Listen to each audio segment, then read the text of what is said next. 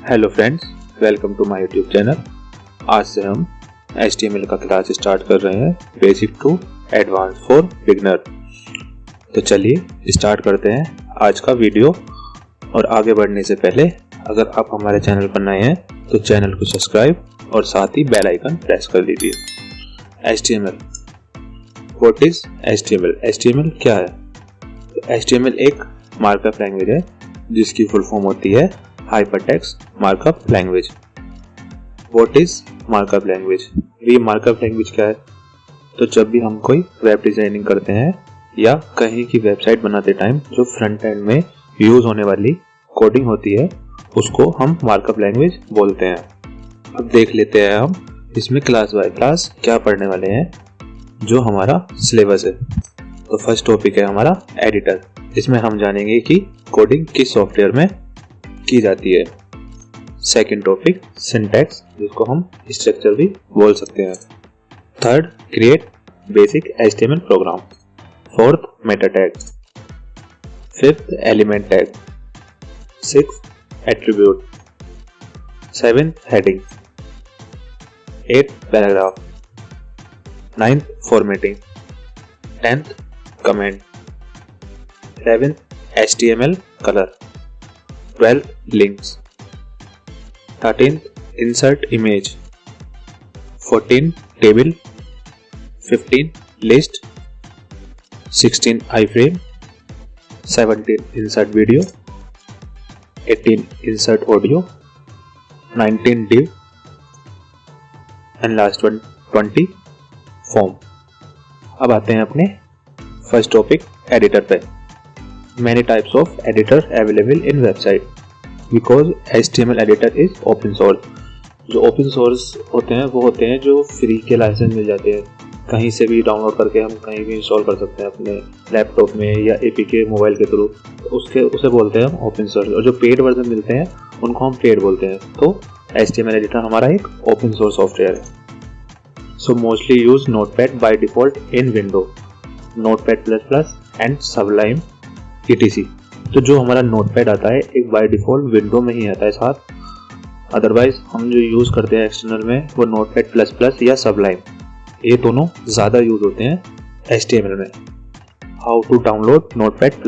तो चलिए देख लेते हैं नोटपैड++ को किस तरह डाउनलोड किया जाता है। तो सबसे पहले आपको गूगल पे जाना है और सर्च करना है डाउनलोड नोटपैड++। जैसे ही आप इसको टाइप करोगे इस तरह की वेबसाइट ओपन होकर के आएगी। आपको पहली वाली वेबसाइट मिल जाएगी डाउनलोड नोटपैड++। आपको इस पर क्लिक कर देना है। देन उसके बाद इस तरह का पेज ओपन हो जाएगा जिसके अलग अलग वर्जन दे रखे हैं।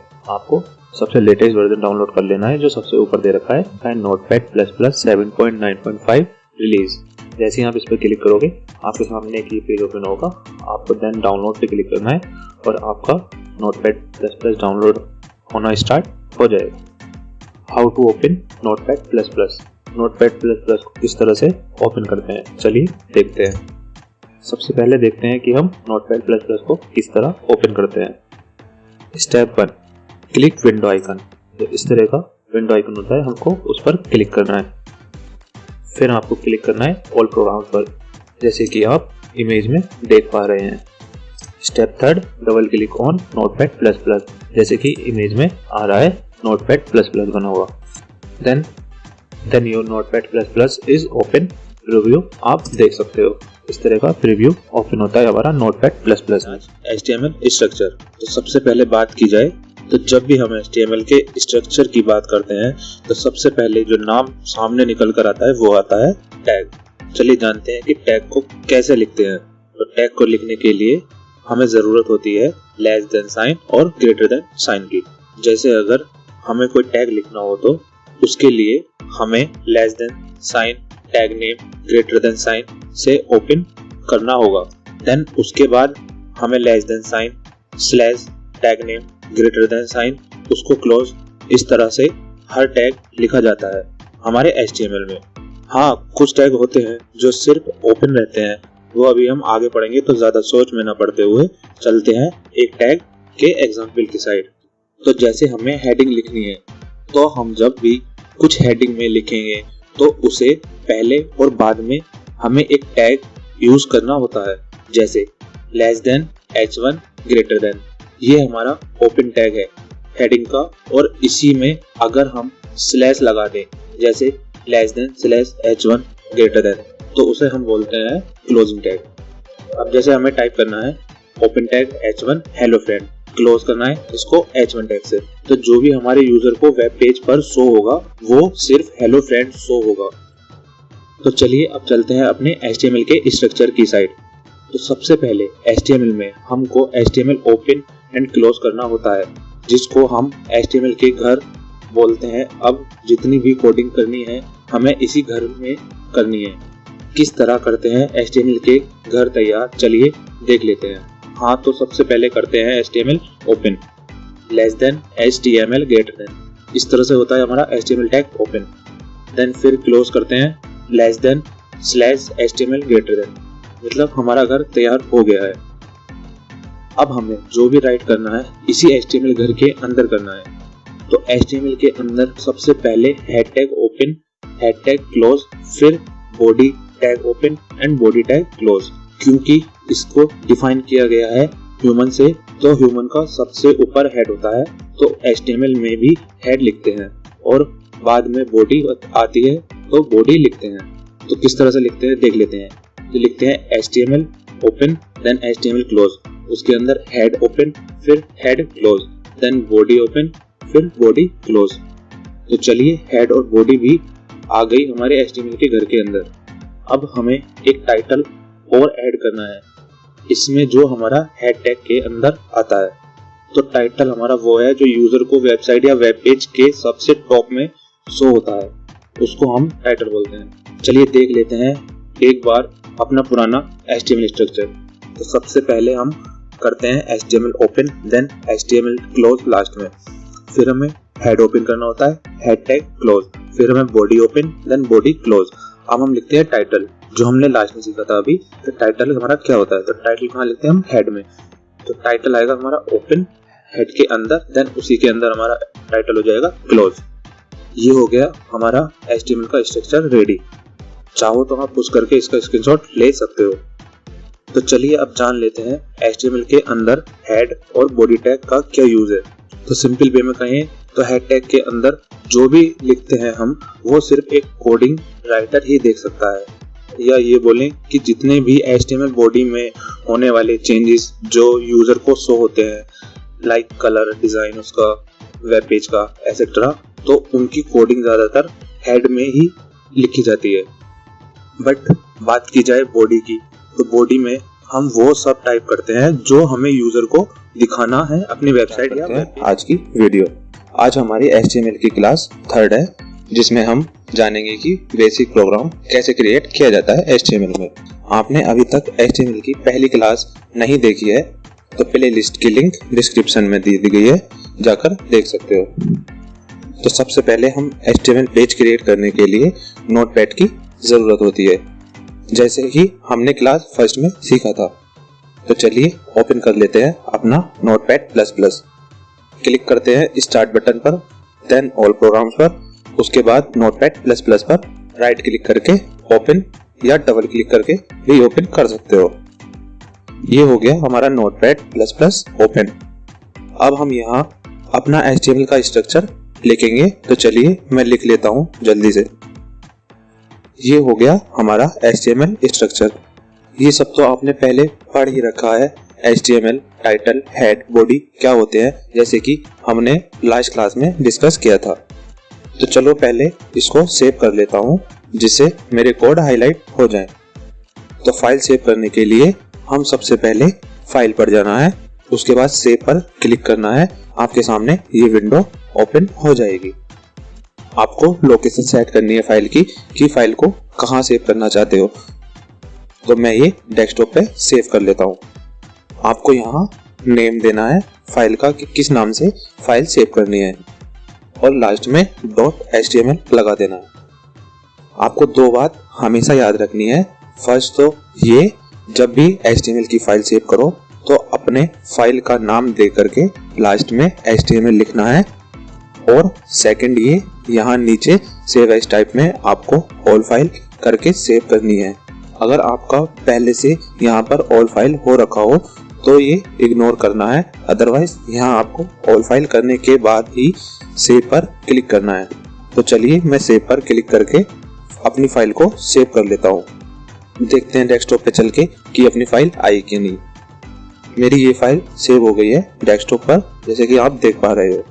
तो अभी मेरी इस फाइल की बॉडी में कुछ भी टाइप नहीं है, तो अभी मेरी फाइल का वेब पेज पर भी कुछ शो नहीं होगा, क्योंकि बॉडी में टाइप करेंगे तभी तो शो होगा ना वेब पेज पर। जैसे आपको बताया था लास्ट क्लास में कि वेब पेज पर वही शो होता है जो हम बॉडी टैग में लिखते हैं।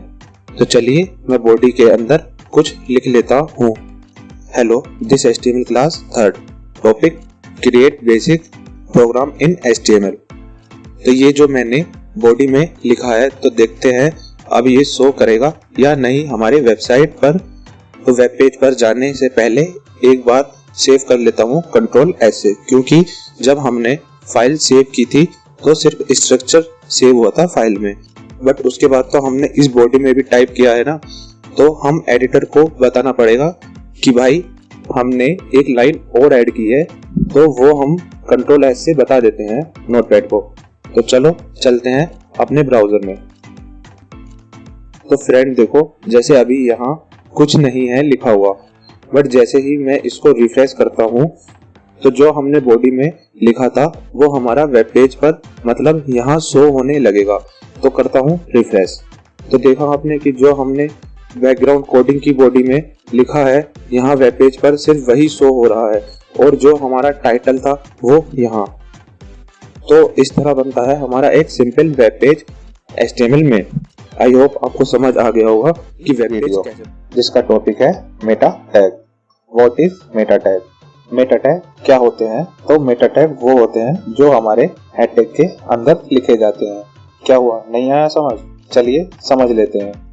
ये वेब पेज SEO रैंक कराने में हेल्प करते हैं। अब ये SEO क्या चीज आ गई, चलो पहले SEO देख लेते हैं जल्दी से। अब हमने एक वेबसाइट बनाई कंप्यूटर के ऊपर, देन वो हमने सर्वर पर अपलोड कर दी। अब कोई भी यूजर अगर गूगल पर लिखता है कंप्यूटर कैसे सीखे, तो ये गूगल चेक करता है कि वर्ड में किस किस की वेबसाइट में ये सेंटेंस लिखा हुआ है। जिसकी वेबसाइट में गूगल को इस तरह का सेंटेंस मिलता है तो वो गूगल पर शो करने स्टार्ट कर देता है। अब किसी की वेबसाइट तो फर्स्ट नंबर पर आती है, किसी की सेकंड और किसी की लास्ट में भी आती है। तो इसी को हम SEO बोलते हैं। अब ये जो वर्ड या सेंटेंस यूजर सर्च कर रहा है गूगल पर, इसी को हम कीवर्ड और डिस्क्रिप्शन बोलते हैं। ये हमारे मेटा टैग में लिखे जाते हैं।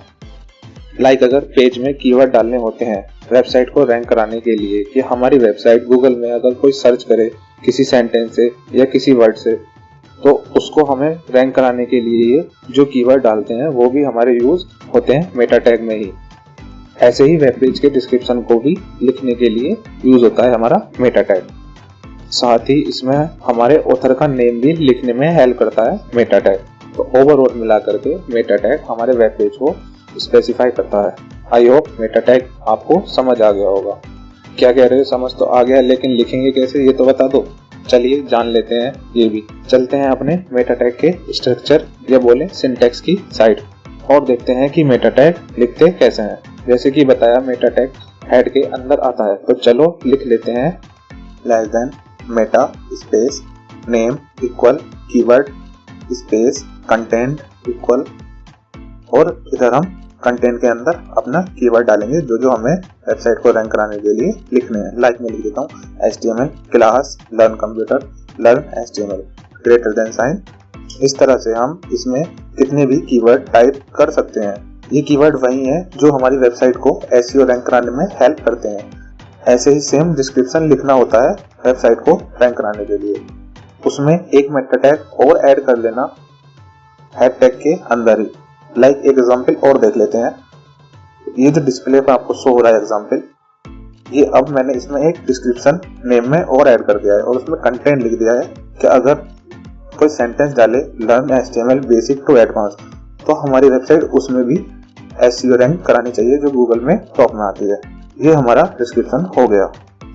अब जान लेते हैं कीवर्ड और डिस्क्रिप्शन दोनों ही हमारी वेबसाइट को गूगल में एसईओ रैंक कराने में हेल्प कैसे करते हैं। मतलब हमारी वेबसाइट में अगर कोई कीवर्ड लिखता है जो हमने ऊपर डाले हैं HTML class, learn computer, learn HTML, इन कीवर्ड से या डिस्क्रिप्शन जो लिखा है हमने learn HTML basic to advance से भी कोई सर्च करता है तो भी हेल्प करता है गूगल में टॉप में लाने के लिए हमारी वेबसाइट को। चलिए एक प्रैक्टिकल से देख लेते हैं कि ये काम कैसे करता है। तो जैसे ही मैंने एक एग्जांपल के तौर पे गूगल में सर्च किया है HTML, तो मेरे सामने ही सबसे ऊपर वाली वेबसाइट जो निकल कर आती है HTML ट्यूटोरियल, ये गूगल में फर्स्ट नंबर पर रैंक कर रही है HTML कीवर्ड से, क्योंकि जो ये ब्लू वाला है इनको हम कीवर्ड बोलते हैं और नीचे ये जो लिखा होता है ब्लैक में इन्हें बोलते हैं हम वेबसाइट का डिस्क्रिप्शन। क्लास पर first topic what is tag. जब भी हम HTML लैंग्वेज पढ़ते हैं या पढ़ने जा रहे हैं तो हमें टैग के बारे में जानकारी होनी बहुत जरूरी है, क्योंकि अगर हम टैग के बारे में नहीं जानते कि टैग क्यों और कहाँ यूज होते हैं तो हम HTML लैंग्वेज कभी नहीं सीख सकते। तो टैग एक हिडन कीवर्ड होते हैं जो हमको वेब पेज पर शो नहीं होते, बट अगर हमें वेब पेज पर कुछ भी शो कराना हो तो हमें टैग के बिना शो नहीं करा सकते। ओवरऑल टैग वो है जो वेब पेज को बताता है किसी वर्क या किसी ऑब्जेक्ट को किस तरह शो कराना है वेब पेज पर। अब ये टैग भी टू टाइप्स के होते हैं, first container tag, second empty tag. First container tag, container tag वो होते हैं जिसको हम ओपन एंड क्लोज दोनों करने होते हैं, जैसे ये कुछ आप एग्जांपल देख पा रहे हो स्क्रीन पर।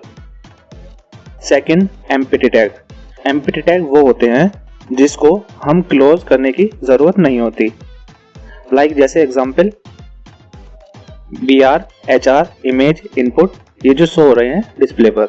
Second topic elements. एलिमेंट्स को सिंपल वे में कहें तो एलिमेंट्स वो कॉम्बिनेशन है जो टैग को और कंटेंट को मिला करके बनता है। लाइक अगर मैंने लिखा open tag P and closing tag P और इसी के अंदर लिख दिया दिस इज पैराग्राफ, तो ये open tag P and closing tag P जो है ये तो हो गया हमारा टैग, और इसके अंदर जो लिखा हुआ है दिस इज पैराग्राफ ये हो गया हमारा कंटेंट। अब इन्हें सारों को मिला करके जो लिखा हुआ है open P this is paragraph and closing tag P, तो ये हमारा जो सारा मिला करके हो गया कंबाइंड टैग प्लस कंटेंट, इसी को हम बोलते हैं एलिमेंट्स। चलते हैं अपने थर्ड टॉपिक पे जो है एट्रीब्यूट्स। एट्रीब्यूट्स क्या होते हैं? एट्रीब्यूट्स वो होते हैं जो किसी भी टैग की एक स्पेशल प्रॉपर्टीज होती हैं जिसका यूज करके हम टैग के अंदर एडिशनल इंफॉर्मेशन यूज कर सकते हैं। लाइक एक एग्जांपल देख लेते हैं। अगर मैंने लिखा open body tag and closing body tag, तो ये एक सिंपल टैग हो गया। अगर मैं इसी में ऐड कर दूं open body space BG colour red and last में बॉडी क्लोज, तो इसमें जो हमने बीजी कलर ऐड किया है ये हमारा एट्रीब्यूट्स होता है। लाइक एक एग्जांपल और देख लेते हैं। अगर मैंने लिखा font tag open then last में इसको फॉन्ट टैग क्लोज कर दिया, तो ये सिर्फ एक टैग है अभी भी। और अगर मैं इसी में font space size 50 and space colour green and font tag close, तो इसमें जो हमने साइज और कलर लिया है ये हमारा एट्रीब्यूट्स होता है। आई होप आपको तीनों ही अच्छे से समझ में आ गए होंगे कि हमारे टैग्स क्या होते हैं, एलिमेंट्स क्या होते हैं एंड लास्ट वन एट्रीब्यूट्स क्या होते हैं। हम HTML में हेडिंग को डिफाइन करने के लिए हेडिंग एलिमेंट्स का यूज करते हैं। ये हेडिंग टैग कंटेनर में भी आता है, इसलिए हम इसको ओपन भी करना होता है देन क्लोज भी, और हम हेडिंग को H टैग से डिफाइन करते हैं। हेडिंग हमारी HTML में 6 टाइप्स की होती है, H1, H2, H3, H4, H5 and H6। ये नंबर ऑफ सीक्वेंस हमें हेडिंग का साइज प्रदान करते हैं। लाइक H1 सबसे बड़ा और H6 सबसे छोटा होता है। जैसे कि आप देख पा रहे हो एग्जाम्पल में, H1 को हम लार्जेस्ट बोलते हैं, H2 को लार्ज, देन H3 को मीडियम साइज, H4 को नॉर्मल एंड H5 को स्मॉल और लास्ट में H6 को हम स्मॉलेस्ट बोलते हैं। चलिए एक एग्जांपल भी देख लेते हैं कि ये हेडिंग हमारे एडिटर पर किस तरह लिखी जाती हैं। तो हम जितना भी हेडिंग टैग के अंदर लिखते हैं वो हमारा ब्राउजर पर शो होता है, इसलिए हमें जो भी ब्राउजर पर शो कराना होता है वो हमारा सारा बॉडी टैग में लिखा जाता है। तो हम हेडिंग को भी बॉडी टैग में लिखते हैं। एग्जाम्पल, मैंने ये 6 टाइप्स की हेडिंग लिखी हैं क्योंकि इससे ज़्यादा मैं लिख भी नहीं सकता। अभी जैसे मैंने बताया कि हेडिंग 6 टाइप्स की होती हैं, और ये मेरी फाइल heading.html के नाम से सेव है, और इसमें मैंने दिस इज हेडिंग को 6 हेडिंग में लिखा है H1 से H6 तक। अगर फाइल सेव करनी नहीं आती आपको तो हमारी HTML क्लास 3rd देख सकते हो किस तरह फाइल सेव करते हैं HTML में। तो अब देखते हैं कि इसका आउटपुट कैसा आता है। चलते हैं अपने ब्राउज़र की साइड। तो ये देखो, इसमें पहले सबसे बड़ी है, फिर उससे छोटी, ऐसे ही लास्ट में सबसे छोटी साइज में लिखी हुई है। इस तरह लिखते हैं हम हेडिंग। नोटिफिकेशन पहुंच जाए। पैराग्राफ। आज हम जानेंगे कि HTML में पैराग्राफ क्या होते हैं। HTML पैराग्राफ को लिखते कैसे हैं HTML में। बेसिकली HTML में हम पैराग्राफ को लिखने के लिए p टैग का यूज करते हैं। और जैसे कि मैंने लास्ट वीडियो में आपको हेडिंग के बारे में बताया था कि हेडिंग हमारा कंटेनर टैग होती है, एंड इसी तरह पैराग्राफ भी हमारा कंटेनर टैग में आता है, क्योंकि इसमें हमें p टैग को ओपन भी करना होता है एंड p टैग को क्लोज भी करना होता है। अगर हमें वेब पेज पर कुछ पैराग्राफ के रूप में शो कराना है तो हमें open p tag and closing p tag के बीच में अपना कंटेंट टाइप करना होगा, तभी वो वेब पेज पर पैराग्राफ में शो होगा। एंड हम अपने HTML के कोडिंग में एक या एक से ज्यादा कितने भी पैराग्राफ को ऐड कर सकते हैं। चलिए एग्जाम्पल देख लेते हैं किस तरह लिखते हैं पैराग्राफ को। अपने एडिटर में नोटपैड यूज कर रहा हूँ तो उसमें नोटपैड ओपन कर लेता हूँ और अपना HTML का स्ट्रक्चर बना लेता हूँ। तो ये हो गया हमारा HTML स्ट्रक्चर रेडी। अब जैसे कि हम जानते हैं कि अगर पैराग्राफ लिखेंगे तो वो हमारा वेब पेज पर शो होगा, तो हमने पैराग्राफ को अपने कोडिंग में बॉडी के अंदर टाइप करना है, क्योंकि जितना भी वेब पेज पर शो होने वाली चीज या ऑब्जेक्ट है वो बॉडी टैग के अंदर ही टाइप करनी होती है। तो मैंने टाइप किया open p tag this is paragraph 1 and close कर दिया पैराग्राफ को। तो देखते हैं ये वेब पेज पर किस तरह का शो होगा।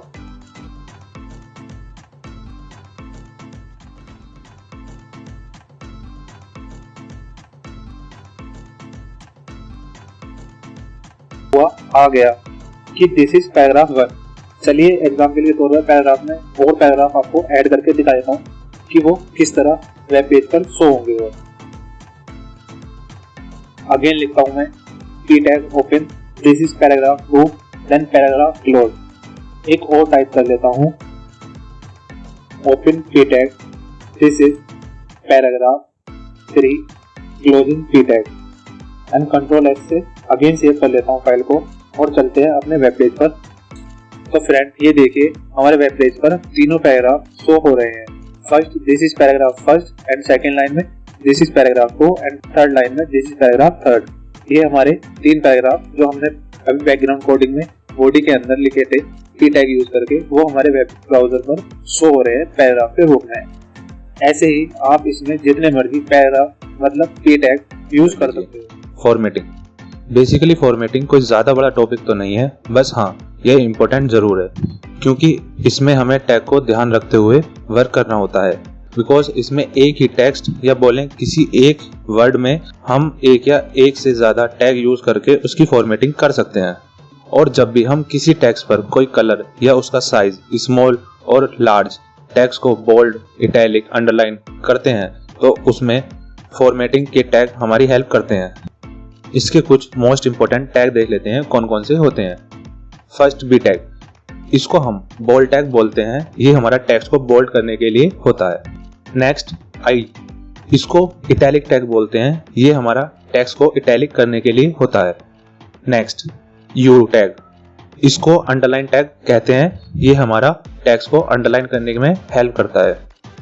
नेक्स्ट स्मॉल टैग, इसको हम स्मॉल टैग ही बोलते हैं, ये हमारा टेक्स्ट को स्मॉल करने में हेल्प करता है। नेक्स्ट सेंटर टैग, इसको हम सेंटर टैग कहते हैं, ये हमारा टेक्स्ट को या किसी ऑब्जेक्ट को सेंटर में करने के लिए हेल्प करता है। नेक्स्ट फॉन्ट, ये फॉन्ट टैग होता है और फॉन्ट टैग के साथ हम साइज और कलर एट्रीब्यूट टैग्स को ऐड करके टेक्स्ट का साइज और कलर सेट कर सकते हैं। इसको स्ट्रॉन्ग टैग कहते हैं और इसका यूज करके हम टेक्स्ट को बोल्ड के रूप में हाईलाइट कर सकते हैं। डेल टैग, इसको हम डिलीट टैग कहते हैं, इसका यूज करके हम टेक्स्ट को डिलीट शो करा सकते हैं। सब टैग, इसको हम सब स्पेक्ट बोलते हैं, ये टेक्स्ट को लाइन में थोड़ा नीचे लिखने के लिए यूज होता है। एग्जाम्पल H2O में हमारा 2 थोड़ा नीचे डिफाइन किया जाता है, तो उस 2 को नीचे डिफाइन करने के लिए हम सब स्क्रिप्ट टैग का यूज करते हैं। SUP टैग, इसको हम सुपर स्क्रिप्ट टैग बोलते हैं। ये टैग्स को लाइन में थोड़ा ऊपर लिखने में हेल्प करता है। लाइक एग्जाम्पल 10th क्लास में लास्ट में TH जो होता है वो थोड़ा ऊपर लिखा हुआ होता है, तो उसी TH को ऊपर लिखने में हमारी हेल्प करता है super script tag. Mark tag, ये मार्क टैग है, इसको यूज करके हम टेक्स्ट को बैकग्राउंड कलर से हाईलाइट करने के लिए यूज होता है। ये कुछ मोस्टली यूज होने वाले टैग है। चलिए इनके एग्जाम्पल देख लेते हैं, किस टैग को किस तरह इनपुट मिल रहा है और उसका क्या आउटपुट आ रहा है। ये मैंने एक पैराग्राफ में सेंटेंस लिया है, learn basic to advance HTML for beginner. अब हम इसमें जो बेसिक टू एडवांस लिखा हुआ है इसका ही प्रैक्टिकल करके देखेंगे 1 by 1। बोल्ड टैग का इनपुट, जो बोल्ड टैग हमने यूज किया है वो हमने यूज किया है बेसिक टू एडवांस, और सारे ही टैग हम जो यूज करेंगे वो यूज करेंगे बेसिक टू एडवांस पे। तो देखते हैं बेसिक टू एडवांस जो पहले लिखा हुआ है उसकी राइटिंग में और दूसरी राइटिंग में क्या फर्क है। तो फर्स्ट है बोल्ड टैग। बोल्ड टैग का यूज करते हैं हम बेसिक टू एडवांस में। तो देखो इनपुट में जो हमने बेसिक टू एडवांस में बी टैग ओपन किया है और बी टैग क्लोज किया है, तो उसकी राइटिंग हमारी थोड़ी हाईलाइट हो रखी है। ऐसे ही आई का जो टैग हमने लिखा है बेसिक टू एडवांस में, उसकी राइटिंग थोड़ी कर्सिव में है। अंडरलाइन में लाइन ड्रॉ हो रखी है नीचे, स्मॉल में थोड़ा स्मॉल लिखा हुआ है, सेंटर में बेसिक टू एडवांस सेंटर में आ रखा है, और फॉन्ट टैग का यूज करके हमने साइज बड़ा किया है और उस पर कलर लगाया है एट्रीब्यूट्स के थ्रू। स्ट्रॉन्ग में जो मैंने भी बताया था कि बोल्ड के रूप में थोड़ा हाईलाइट कर देता है, तो इसी तरह से बेसिक टू एडवांस को थोड़ा सा हाईलाइट कर रखा है उसने। डिलीट टैग, देखो बेसिक टू एडवांस पे लाइन आ रही है ड्रॉ की, ऐसा लग रहा है जैसे कि हमने पहले लिखा था और इसको बाद में पेन से कट कर दिया, तो मतलब इसका ऑप्शन है कि डिलीट करने के लिए यूज होता है। सब स्क्रिप्ट टैग, तो देखो बेसिक टू एडवांस पहले भी नीचे लिखा हुआ था लाइन में, अब थोड़ा सा कहाँ पहुंच गया है, थोड़ा नीचे की तरफ आ गया है। सुपर स्क्रिप्ट टैग, अब देखो इसमें डिफरेंस है, सब में तो लिखा हुआ था नीचे और सुपर में लिखा हुआ है थोड़ा सा ऊपर की तरफ। बेसिक टू एडवांस कहाँ पहुंच गया, अब लाइन से थोड़ा सा ऊपर, जैसे मैंने भी एग्जांपल दिया था 10th में TH ऊपर होता है, तो इसमें बेसिक टू एडवांस भी ऊपर की तरफ लिखा हुआ है थोड़ा सा। मार्क टैग, अभी मैंने बताया था मार्क टैग के बारे में कि बैकग्राउंड थोड़ा सा वो कलर कर देता है, तो देखो इसमें येलो कलर से मार्क कर दिया है इसने इस टैग को, बेसिक टू एडवांस को। तो ये हमारे टैग्स हैं जो इस तरह से यूज होते हैं इनपुट में, और आउटपुट में जो शो होते हैं वो मैंने आपको दिखाया। आई होप आपको सारा समझ में आ गया होगा फॉर्मेटिंग किस तरह से यूज की जाती है। कमेंट, इसका सिंटैक्स साइन होता है less than, exclamatory, dash dash, write comment here, dash dash and greater than sign, ये होता है syntax. Comment basically developer use करते हैं जो वेबसाइट या बोलें वेब पेज की कोडिंग करते हैं, और ये कमेंट हमें वेबसाइट पर शो नहीं होते, बस ये वहां शो होती हैं जहां हम कोडिंग करते हैं। तो अब ये जान लेते हैं कि जब ये वेब पेज पर शो नहीं होती तो हम इनको लिखते क्यों हैं अपनी कोडिंग में। तो अभी तो आपने अपनी वेबसाइट बनाते हुए एक हेडिंग लिख ली, एक पैराग्राफ, कुछ इमेज लगा दी, तो आपको ध्यान रहता है कि ये हेडिंग है, ये पैराग्राफ है, ये इमेज है। बट जब भी बड़ी कोडिंग होती है जहां पर बड़ी वेबसाइट डेवलप की जाती है, तो वहां पर हम कमेंट लिख देते हैं, क्योंकि हमें खुद ही ध्यान नहीं रहता कि हमने क्या चीज कहाँ लिखी थी, कौन सी हेडिंग या कौन सा पैराग्राफ कहाँ से स्टार्ट है, कहाँ क्लोज, तो इसलिए हम वहां पर कमेंट का यूज करते हैं। तो चलिए चलते हैं अपनी डेस्कटॉप वाली इमेज की साइड और देखते हैं क्या चीज कैसे वर्क कर रही है। तो सबसे पहले मैंने ये अपने नोटपैड++ में HTML का स्ट्रक्चर एंड उसके अंदर 2 हेडिंग ओपन की है, 2 हेडिंग क्लोज कर रखी है, और मैंने इसमें कमेंट राइट कर दी है कि फर्स्ट हेडिंग कहाँ ओपन है और कहाँ क्लोज, एंड सेकेंड हेडिंग कहाँ पर ओपन है, कहाँ पर क्लोज। अब मैं इसको 1 मंथ बाद ओपन करूं या 1 ईयर बाद, तो मैं ये कमेंट पढ़ करके इजीली पता कर सकता हूं कि कौन सी चीज कहाँ लिखी हुई है, और ये कमेंट हमारे वेब पेज पर शो नहीं करता। ये है उसका वेब पेज का आउटपुट। आई होप आपको कमेंट समझ आ गई होगी क्यों और किस लिए लिखते हैं हम comment. Next topic, colour. HTML में हम 3 टाइप से कलर लगा सकते हैं।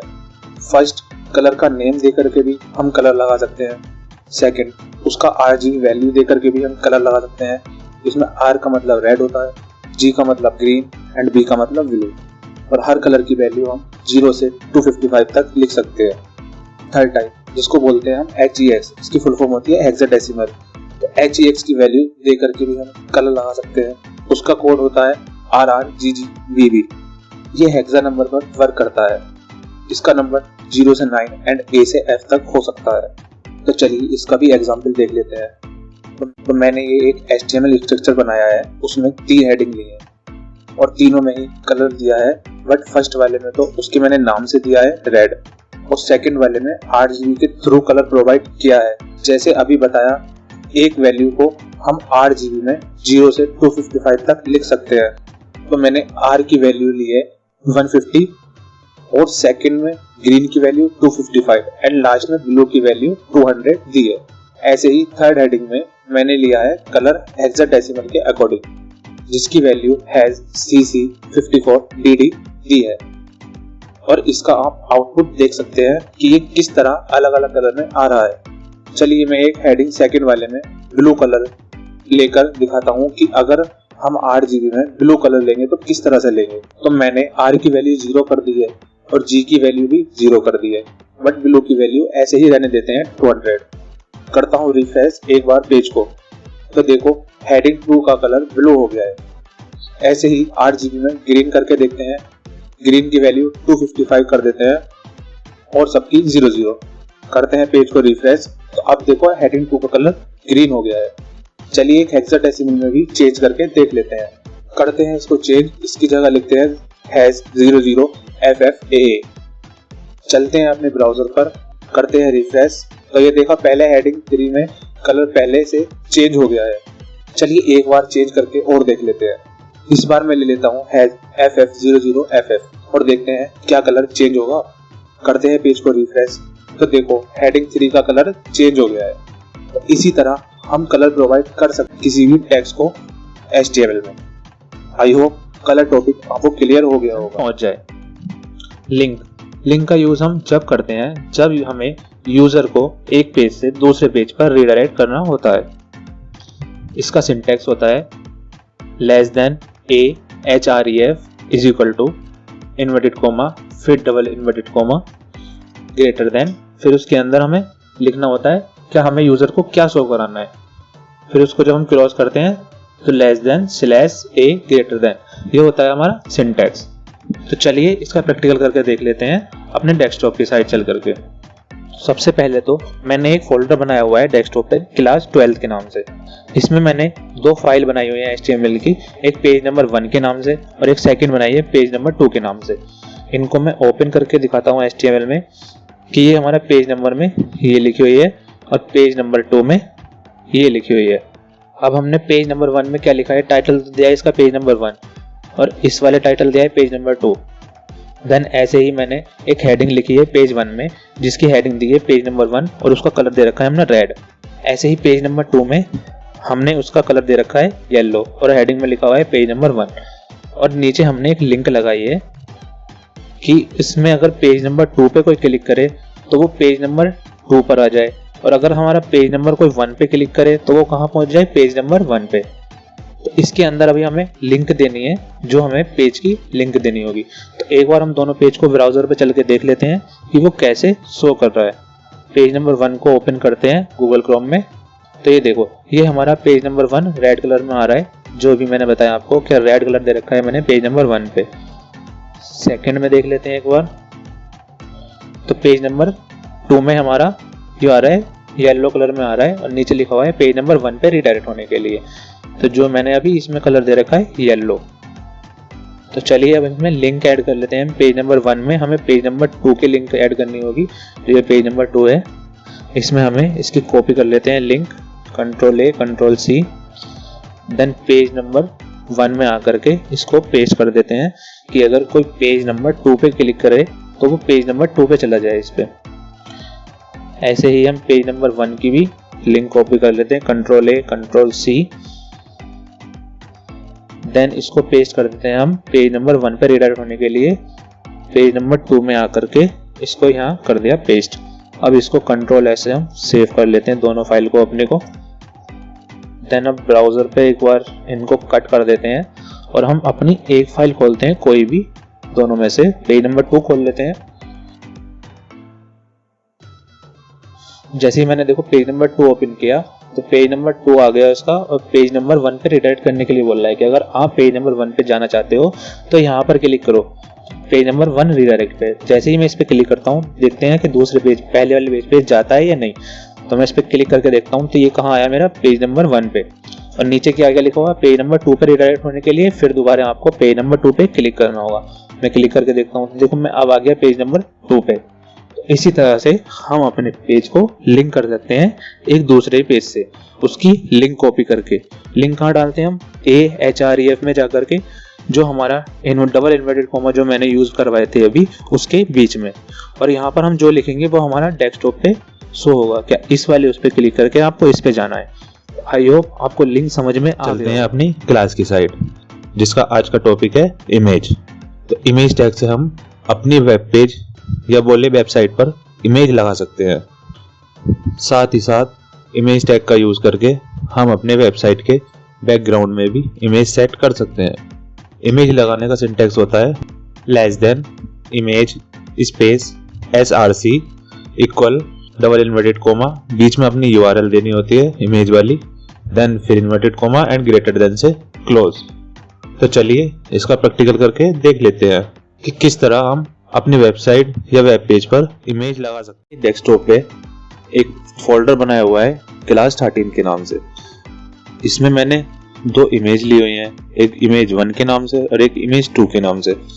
देन इसमें एक फाइल है HTML की, जो मैंने नोटपैड में दिखाता हूँ आपको, जो इमेज नाम से मैंने इसी फोल्डर में सेव कर रखी है, जिसमें मैंने अपना HTML का स्ट्रक्चर बना रखा है और इसमें टाइटल दे रखा है इंसर्ट इमेज, जो आज की हमारी क्लास है। अब मुझे इसी में अपना एक इमेज लगानी है, इसी में और एक बैकग्राउंड में। तो हम इमेज किस तरह से लगाते हैं आज वो सीखेंगे हम। तो पहले मैं आपको एक वेब पेज दिखा देता हूँ किस तरह से शो हो रहा है।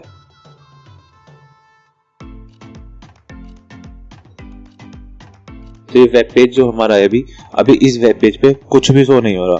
तो चलिए हम इसमें इमेज इंसर्ट करते हैं। अपनी सिंटैक्स लिखते हैं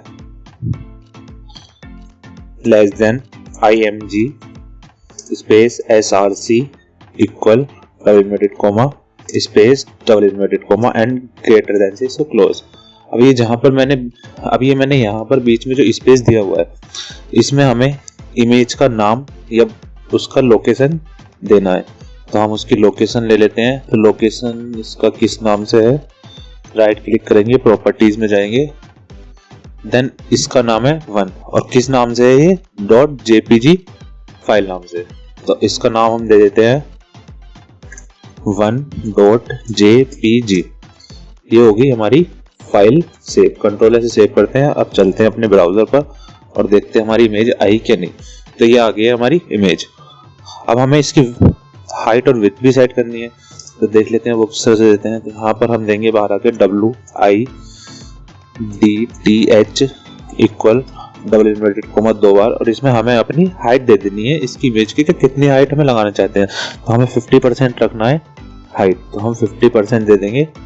और इसकी विड्थ है ये 50%, इसकी हाइट दे देते हैं हम HEIGHT equal double inverted coma 2 बार, इसके अंदर हम दे देते हैं 25% इसकी हाइट।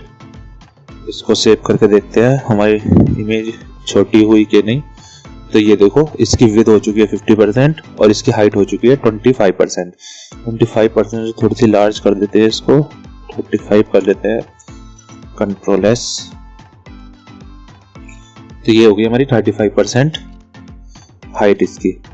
इस तरह से हम अपनी इमेज सेट कर सकते हैं। अब देखते हैं इसके बैकग्राउंड में किस तरह से इमेज लगती है। बैकग्राउंड में इमेज लगाने के लिए हमें लिखना पड़ेगा BACK बैक GROUND बैकग्राउंड, ठीक है। फिर इक्वल लगाएंगे, फिर 2 बार इन्वर्टेड कोमा, और इसके अंदर हम अपनी इमेज की लोकेशन डाल देंगे, जो ये हमारी 1.jpg है। बट हमें तो इसमें 2 लगानी है। तो कंट्रोल C से इसको पहले कॉपी कर लेते हैं, कंट्रोल V, और दूसरी वाली इमेज जो है हमारी 2 के नाम से है। तो हमें बैकग्राउंड में 2 लगानी है इमेज। तो यहाँ पर हम कर देंगे 2, और इमेज का एक और एक्सटेंशन देख लेते हैं किस नाम से है। तो ये भी .jpg के नाम से है। तो हम इसको .jpg ही रहने देते हैं, बट इसको यहाँ पे 2 कर देते हैं। कंट्रोल S से सेव, रिफ्रेश करके देखते हैं तो ये हमारी बैकग्राउंड में भी इमेज आ चुकी है। इस तरह से हम बैकग्राउंड में लगा सकते हैं background equal then inverted comma फिर इमेज का नाम और फिर इन्वर्टेड कॉमा और फिर ग्रेटर देन से क्लोज। इस तरह से लग जाएगी हमारी बैकग्राउंड में इमेज। और अगर हमें इमेज सिंपल सेट करनी है तो हम सिंपल से सिंटैक्स लिख देंगे उसका less than image src equal then फिर इन्वर्टेड कॉमा इमेज का URL और फिर डबल इन्वर्टेड कॉमा से क्लोज, फिर उसकी विड्थ वगैरह दे सकते हैं हम, हाइट वगैरह जो भी देना चाहें। तो इस तरह से हम हमारी इमेज सेट कर सकते हैं। आई होप आपको इमेज क्लियर हो गया होगा किस तरह से हम इमेज सेट करते हैं। टेबल का यूज़ हम अपने वेब पेज पर तब करते हैं जब हमें यूज़र को कुछ ऐसा डेटा दिखाना होता है लाइक डेटा एंट्री या कोई डेटा सीक्वेंस में शो कराना है, तो वो हम टेबल की हेल्प से करते हैं। चलिए इसका सिंटैक्स एंड कुछ टैग देख लेते हैं टेबल से रिलेटेड। तो जब भी हम टेबल क्रिएट करते हैं हमें table open then table tag close करना होता है। अब जो भी टेबल बनानी है हम इसी के अंदर बनाएंगे। टेबल के अंदर सबसे पहले टैग आता है TR, हम इसको ओपन भी करते हैं और क्लोज भी, और इसकी फुल फॉर्म होती है टेबल रो। ये हमारे टेबल में रो क्रिएट करने में हेल्प करता है। नेक्स्ट टैग आता है TH, इसको भी हमें ओपन एंड क्लोज करना होता है। इसकी फुल फॉर्म होती है टेबल हेडिंग, ये हमारी टेबल में हेडिंग क्रिएट करने में हेल्प करता है।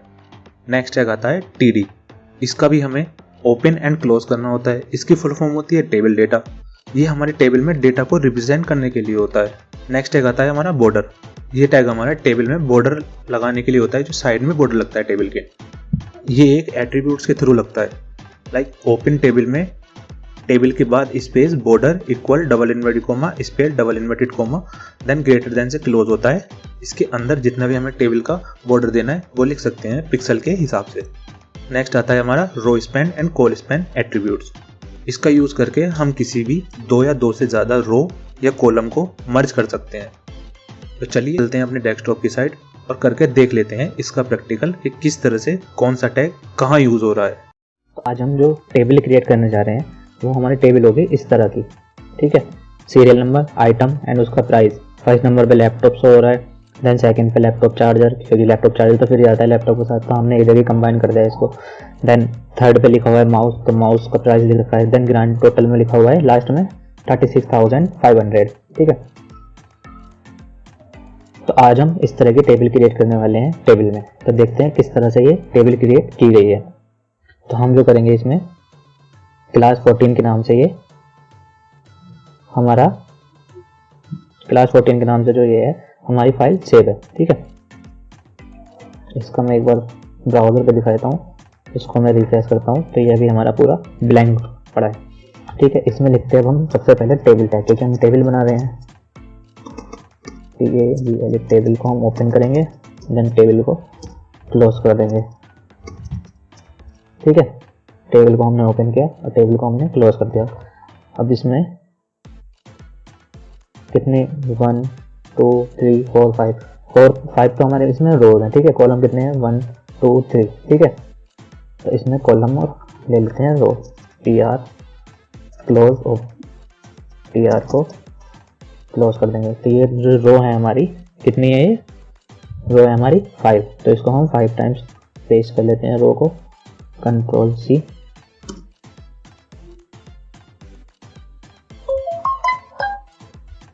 Control V, control V, control V, control V। तो ये हमारी 5 रो कंप्लीट हो चुकी हैं, ठीक है। इसमें हमें अब जो हमारे कॉलम है उनको भी हमें 3 लिखने हैं। तो 1 2 3 कॉलम है, तो हम इसमें सबसे ऊपर कौन से हैं, हेडिंग, ठीक है। फिर यहाँ पर हम यूज़ करेंगे हम TH, और ये सिंपल लिखे हुए हैं तो हम यहाँ करेंगे यूज़ TD, ठीक है। तो यहाँ पर हम TH का यूज़ कर लेते हैं क्योंकि हमारा टेबल हेडिंग में आ रहा है। इसको हम क्लोज कर लेते हैं, इसको हम 3 बार कॉपी पेस्ट कर देते हैं, ठीक है। यहाँ पर हमारा TD आ रहा है क्योंकि ये टेबल डेटा डिफाइन कराना है यहाँ पे। TD, कंट्रोल C से इसको भी कॉपी कर लेते हैं, देन कंट्रोल V, इस डेटा को ही पूरे को कॉपी कर लेते हैं क्योंकि हमें नीचे भी चाहिए control V, then control V,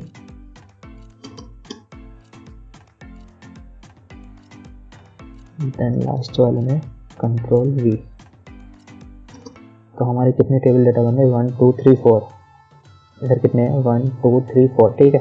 और टेबल हेडिंग कितनी है 1, तो 1 हमने टेबल हेडिंग में बना लिए हैं। अब यहाँ पर क्या लिखा हुआ है सबसे पहले सीरियल नंबर, सेकंड आइटम, फिर प्राइस। तो हम सेकंड वाले में item ITEM item, then PRICE price. Control ऐसे सेव करके देखते हैं कि हमारा आया या नहीं, करते हैं। तो हमारा अभी आ चुका है serial number, item and price, ठीक है। 1 में डाल देते हैं सीरियल नंबर 1, टेबल रो में दूसरे में 2, और देन तीसरे में 3rd, एंड 4th में अभी फिलहाल हम 4 लिख देते हैं, ठीक है। सबसे पहले क्या दे रखा है हमने, लैपटॉप चार्जर एंड माउस। तो हम यहाँ पर लैपटॉप लिखते हैं LAPTOP laptop, LAPTOP laptop, CHARGER charger. Last में क्या है, mouse and grand total, MOUSE mouse and GRAND grand, TOTAL total. इसका प्राइस है 3600 सॉरी, यहाँ पर 0 प्राइस कर देते हैं इसका भी। माउस का 500, ग्रांड टोटल का अभी चलो कर देते हैं 36500। तो इसको देखते हैं हम किस तरह का हमारा आउटपुट आ रहा है ये। तो अभी हमारी टेबल सिर्फ बन चुकी है फिलहाल, बस हमें अब इसका क्या करना है, डिजाइनिंग करना है। तो देखते हैं डिजाइनिंग किस तरह से करेंगे। अभी इस पर रेड कलर दे रखा है हमारा, ठीक है। बॉर्डर का साइज दे रखा है। तो हम सबसे पहले टेबल में जाते हैं, टेबल लिखते हैं BORDER बॉर्डर दे देते हैं इसका 5, ठीक है। एक बार चेक कर लेते हैं बॉर्डर हमारा किस तरह का शो हो रहा है। तो ये आ गया हमारा अभी बॉर्डर, ठीक है। बॉर्डर कलर दे देते हैं BORDER border, COLOR colour, red कर देते हैं। कंट्रोल S सेव, एक बार चेक करते हैं। तो हमारा बॉर्डर कलर क्या हो चुका है, रेड।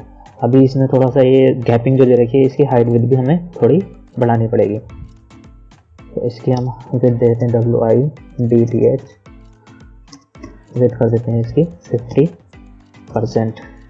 देन हाइट भी दे देते हैं इसकी HEIGHT हाइट, इसकी 50% कर देते हैं हम, ठीक है। तो अभी हमारी टेबल कंप्लीट हो चुकी है, सेम जो हम देख रहे थे, ठीक है। अभी हमें क्या करना है, इसमें जो टैग्स हमारे ये सेंटर में आ रहे हैं और इसके टैग्स हमारे कहाँ आ रहे हैं अभी, लेफ्ट साइड। तो हम इनको सेंटर में करने के लिए एक स्टाइल एट्रीब्यूट लगाते हैं, जो हम CSS में आगे पढ़ेंगे। अभी आपने पढ़ा नहीं है, अभी आगे पढ़ेंगे। CSS में स्टाइल एट्रीब्यूट होता है, CSS में आता है ये। तो मैं लगा देता हूँ STYLE स्टाइल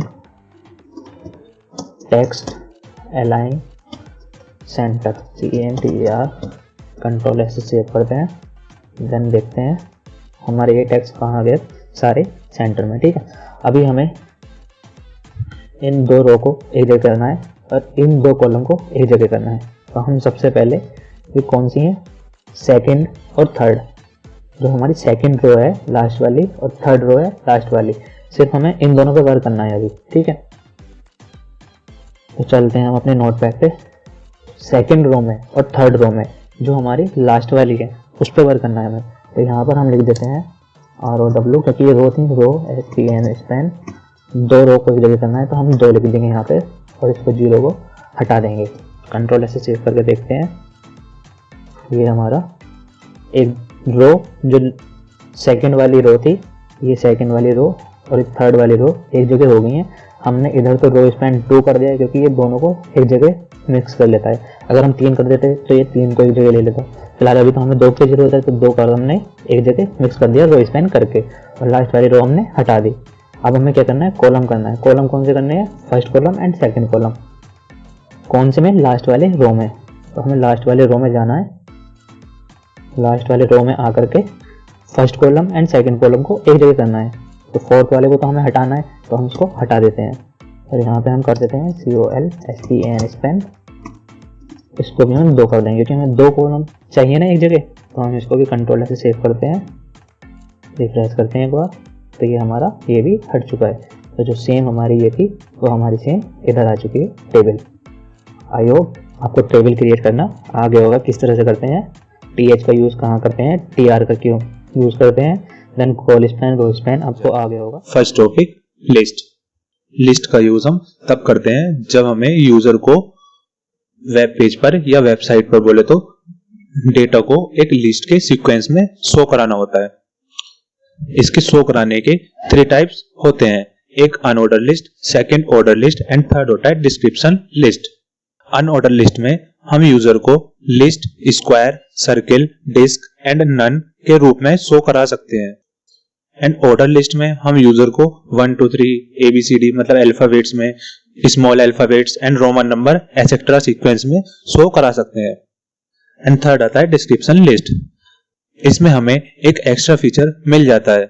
लिस्ट बनाते टाइम हम एक हेडिंग का हैंड टू हैंड डिस्क्रिप्शन लिख सकते हैं, मतलब कि एक हेडिंग लिख करके नीचे जो डिस्क्रिप्शन होता है उसे शो करा सकते हैं डिस्क्रिप्शन लिस्ट के थ्रू। चलिए लिस्ट टैग के सिंटैक्स एंड टैग देख लेते हैं, कौन सा टैग कहाँ यूज होता है। तो जब भी हम लिस्ट क्रिएट करते हैं, फर्स्ट टॉपिक आता है हमारे पास ऑर्डर लिस्ट। ऑर्डर लिस्ट के टैग को लगाने के लिए हमें OL टैग को ओपन एंड OL टैग को क्लोज करना होता है, और इसके अंदर हम लिस्ट को डिफाइन करने के लिए LI टैग को ओपन एंड LI टैग को क्लोज करना होता है। सेकंड आता है अनऑर्डर लिस्ट। अनऑर्डर लिस्ट के टैग को लगाने के लिए हमें UL टैग को ओपन एंड UL टैग को क्लोज करना होता है। इसके अंदर हमें लिस्ट को डिफाइन करने के लिए LI टैग को ओपन एंड LI टैग को क्लोज भी करना होता है। नोट में पढ़ लीजिए यहाँ पे एक बार, आप OL एंड UL टैग को एक बार ही ओपन एंड एक बार ही क्लोज कर सकते हो एक लिस्ट बनाते टाइम, बट LI टैग को आप अपनी लिस्ट के प्रोडक्ट या आइटम के अकॉर्डिंग जितनी मर्जी ऐड कर सकते हो, इसकी कोई लिमिट नहीं होती है। थर्ड आता है डिस्क्रिप्शन लिस्ट। डिस्क्रिप्शन लिस्ट के टैग को यूज करने के लिए हमें DL टैग को ओपन एंड DL टैग को क्लोज करना होता है। इसके अंदर हम लिस्ट डिफाइन करने के लिए DT tag and DD tag का यूज करना होता है, और दोनों ही टैग कंटेनर टैग में आते हैं, इसलिए दोनों टैग को ओपन एंड क्लोज करना होता है। ये DT टैग लिस्ट को हेडिंग डिफाइन करने के लिए होती है एंड DD टैग लिस्ट की डिस्क्रिप्शन डिफाइन करने के लिए होता है। तो चलिए चलते हैं अपने डेस्कटॉप की स्क्रीन पर और करके देख लेते हैं एक एक प्रैक्टिकल तीनों लिस्ट का। तो सबसे पहले तो मैंने डेस्कटॉप पे एक फाइल बनाई हुई है क्लास 15 के नाम से, जिसमें हम पढ़ेंगे लिस्ट। और लिस्ट में मैंने 3 हेडिंग बनाई हुई है, एक ऑर्डर लिस्ट, एक अनऑर्डर लिस्ट एंड थर्ड है डिस्क्रिप्शन लिस्ट। चलिए इसका एक बार नोटपैड में देख लेते हैं कि हमने किस तरह से कोडिंग की हुई है इसकी। तो ये हमारी कोडिंग है जिसमें HTML का स्ट्रक्चर ड्रॉ हो रखा है, टाइटल में लिस्ट है और हेडिंग 1 में लिस्ट दे रखी है जो हमारी ये शो हो रही है। देन उसके बाद एक हेडिंग 2 में मैंने ऑर्डर लिस्ट ली है, एक हेडिंग 2 में जिसका ब्लू कलर है उसकी अनऑर्डर लिस्ट में ली है, और एक हेडिंग 3 में जिसका कलर येलो है उसकी मैंने डिस्क्रिप्शन लिस्ट ली है, जैसे ये आप देख पा रहे हो। तो चलिए पहले हम एक ऑर्डर लिस्ट बना लेते हैं। ऑर्डर लिस्ट बनाने के लिए OL टैग को ओपन करेंगे, देन ऑर्डर लिस्ट को हम क्लोज कर देंगे। ये हमारा ऑर्डर लिस्ट का फ्रेम तैयार हो चुका है। ठीक है, अब हम इसके अंदर जितनी भी लिस्ट बनाएंगे अपनी वो इसी के अंदर बनानी होगी। जैसे हमें 3 लिस्ट बनानी है तो हम बना लेंगे LI को ओपन देन LI को क्लोज। अब इसको हम 3 बार कॉपी कर लेते हैं, ये हो गया हमारी 3 बार कॉपी। अब इसके अंदर ही मैं ऑर्डर लिस्ट ही लिख देता हूँ, लिस्ट एंड सेकंड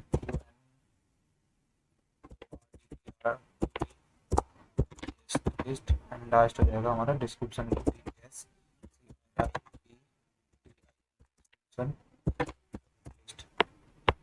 अगर आपको और लिस्ट जोड़नी है तो आप LI लगा करके इसमें नीचे और जोड़ सकते हो। देखते हैं आप इसका आउटपुट किस तरह का आ रहा है। कंट्रोल S से सेव करते हैं, अपने ब्राउजर पे चलते हैं, रिफ्रेश करते हैं। देखिए अभी ये किस में दिखा रहा है, लिस्ट 1 2 3 में। ठीक है, अगर हमें इसे चेंज करना है तो हम यहाँ लिखेंगे टाइप डबल इन्वर्टेड कॉमा 2 बार, और इसके अंदर हमें स्मॉल a में लेना है तो स्मॉल a लिख देंगे। तो ये हमारा ABCD में आना स्टार्ट हो जाएगा। ये देखिए ABC, ठीक है। अगर हमें इसे रोमन नंबर में लेना है तो स्मॉल I लिख देंगे, तो ये हमारा रोमन नंबर में आना स्टार्ट हो जाएगा, जैसे 1 2 3, ठीक है। तो इस तरह से हम तैयार करते हैं अपनी ऑर्डर लिस्ट। अब देख लेते हैं अनऑर्डर लिस्ट किस तरह से तैयार करते हैं हम अपनी। इसको मैं थोड़ा सा ऊपर कर देता हूँ, इससे सारा कोड शो हो जाए। देन मैं इसी को कॉपी कर लेता हूँ Ctrl+C से, और ये मैं अनऑर्डर लिस्ट वाले में ला करके पेस्ट कर देता हूँ। अनऑर्डर लिस्ट में हमें कुछ नहीं करना होता, जैसे हमारी LI ये लगी हुई है इस तरह से हम LI का यूज़ करेंगे। बट यहाँ पर जो ओपन टैग हमारे फ्रेम ओपन करने का होता है अनऑर्डर लिस्ट का, उसका हमारा शॉर्टकट होता है UL, देन UL से क्लोज, ठीक है। तो हमारी ये अनऑर्डर लिस्ट में आ जाएगा। एक बार इसका आउटपुट देख लेते हैं। तो देखिए इसका आउटपुट हमारा किस तरह से आ रहा है, डॉट डॉट डॉट से, ठीक है। अगर हमें इसे स्क्वायर में करना है तो हम इधर आएंगे UL ओपन टैग में, स्क्वायर इसमें लिखेंगे TY type equal double inverted coma, और इसके अंदर हम स्क्वायर लिख देंगे SQAR, ठीक है। Ctrl+S से फिर सेव करेंगे। देन इसका आउटपुट जाएंगे, रिफ्रेश करेंगे, देखिए अब हमारा इसमें हो चुका है स्क्वायर में, ठीक है। तो जैसे मैं नन लगा करके दिखाता हूँ आपको, इधर हमारा सारा हट जाएगा, नन से ये खत्म हो चुके सारे, मतलब जो हमारे पॉइंट आ रहे थे, ठीक है। अब मैं डिस्क्रिप्शन टैग में चलते हैं अपने। डिस्क्रिप्शन टैग में हमें DL से फ्रेम ओपन करना होता है, एंड देन DL टैग से हमें फ्रेम को क्लोज करना होता है, ठीक है।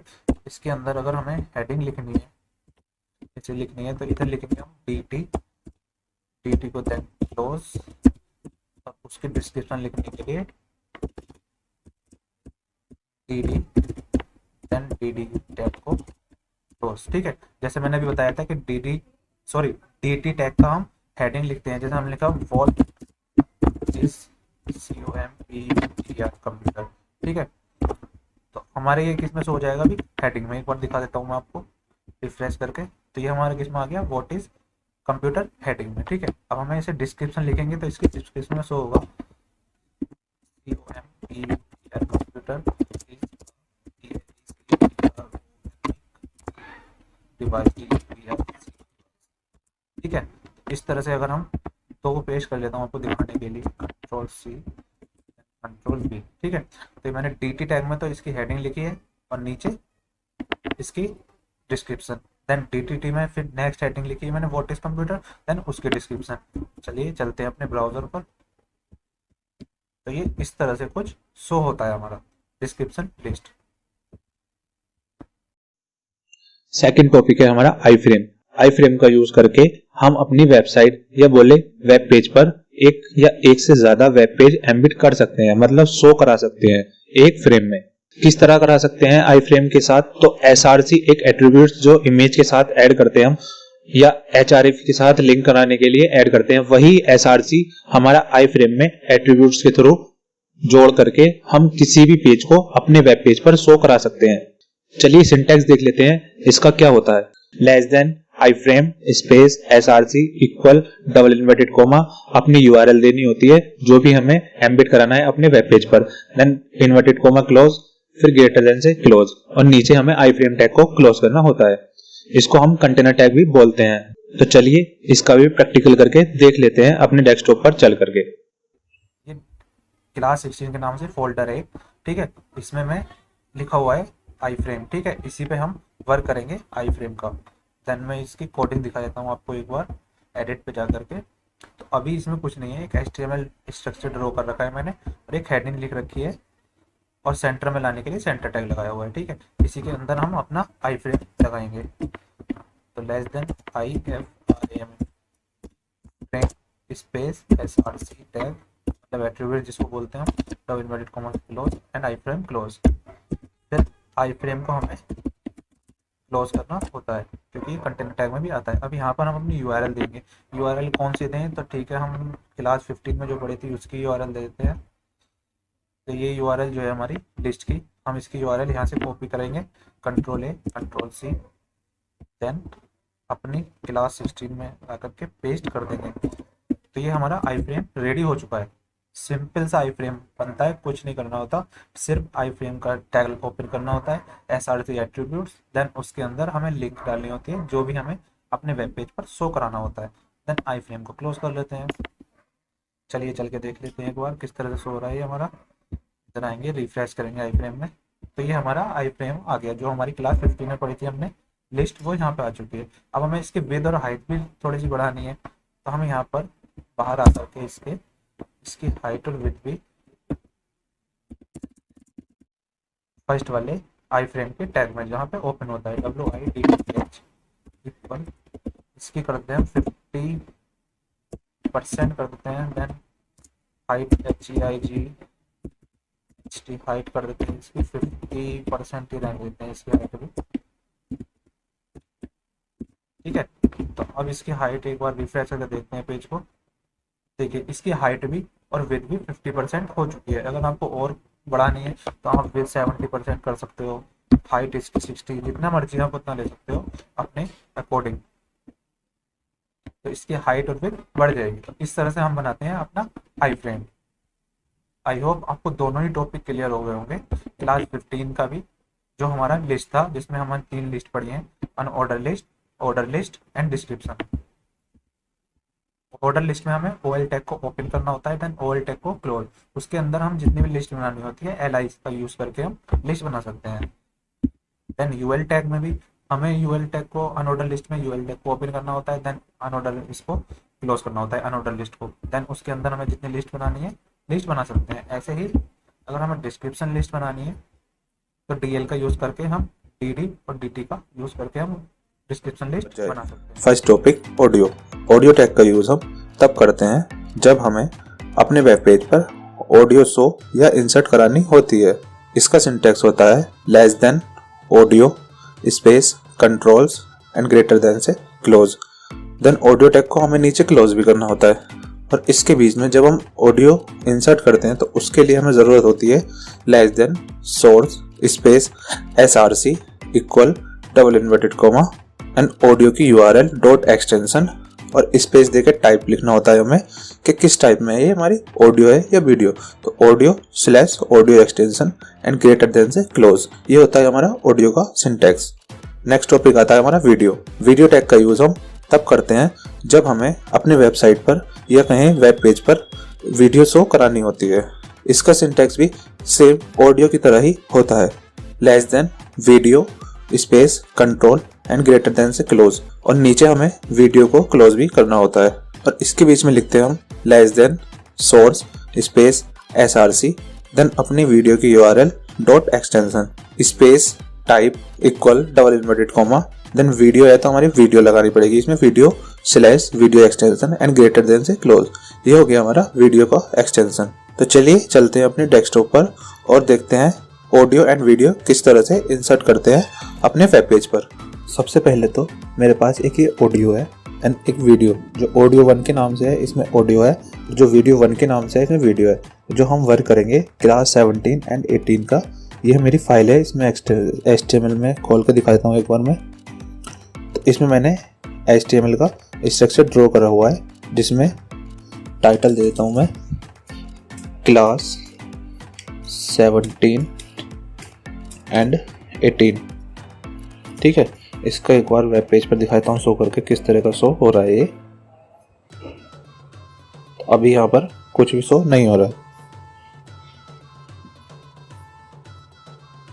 यहाँ पर हम अपनी ऑडियो इंसर्ट करते हैं पहले। तो जैसे मैंने अभी बताया आपको, ऑडियो इंसर्ट करने के लिए हमें एक्सटेंशन की जरूरत पड़ेगी less than AUDIO audio space CONTROLS controls and greater than से क्लोज। लास्ट में हमें ऑडियो टैग को क्लोज करना होता है, तो हम क्लोज कर देते हैं। इसके अंदर हमें ऑडियो इंसर्ट करनी है उसको हम ऐड करने के लिए लिखेंगे source SOURCE space SRC equal inverted coma 2 bar, and इसके अंदर हमें अपना ऑडियो का नाम देना होगा जो हमारा ऑडियो 1 के नाम से है, ये वाला। ठीक है, तो इसमें हम दे देते हैं AUDIO ऑडियो 1 डॉट, ये इसका एक्सटेंशन देख लेते हैं एक बार किस में है ये, राइट क्लिक प्रॉपर्टीज़, तो इसका एक्सटेंशन है .mp3, ठीक है। तो इसमें हम एक्सटेंशन दे देंगे .mp3, ठीक है। अब स्पेस देके टाइप लिख देंगे TYPE टाइप, ये किस में है हमारा, ऑडियो में, AUDIO ऑडियो /mp3, ठीक है। ये हो गया हमारा सोर्स। अब देखते हैं हमारी ऑडियो इंसर्ट हुई क्या। फाइल को सेव करते हैं और चलते हैं अपने ब्राउज़र पर, रिफ्रेश करते हैं तो हमारी ये ऑडियो आ गई है। एक बार प्ले करके देख लेते हैं, ये हो रही है प्ले। इसकी यहाँ से वॉल्यूम कम कर सकते हैं हम, जितनी भी करना चाहो, तो इस तरह से हमारी ऑडियो इंसर्ट हो जाती है। तो ऐसे ही सेम हमें वीडियो इंसर्ट करनी है, जिसका हम लगाएंगे VIDEO video CONTROLS controls and video tag को क्लोज, और लास्ट में हमें वीडियो टैग को क्लोज भी करना होता है। तो VIDEO वीडियो को हमने क्लोज किया और ये हो गया हमारा वीडियो का फ्रेम रेडी, ठीक है। ऐसे ही इसके अंदर हमें अब लिंक कराने के लिए >SOURC source space SRC equal double inverted comma space TYPE type equal double inverted comma, इधर लिखेंगे हम वीडियो है तो ये वीडियो /mp4, ठीक है। और इसका नाम दे देंगे यहाँ पे, जो हमारी ये किस नाम से थी ये हमारी वीडियो 1 के नाम से, ठीक है। तो यहाँ पर हम दे देंगे वीडियो 1.mp4, कंट्रोल S से सेव करते हैं। चलते हैं एक बार ब्राउज़र की साइड अपने, ओपन करके देखते हैं फाइल को।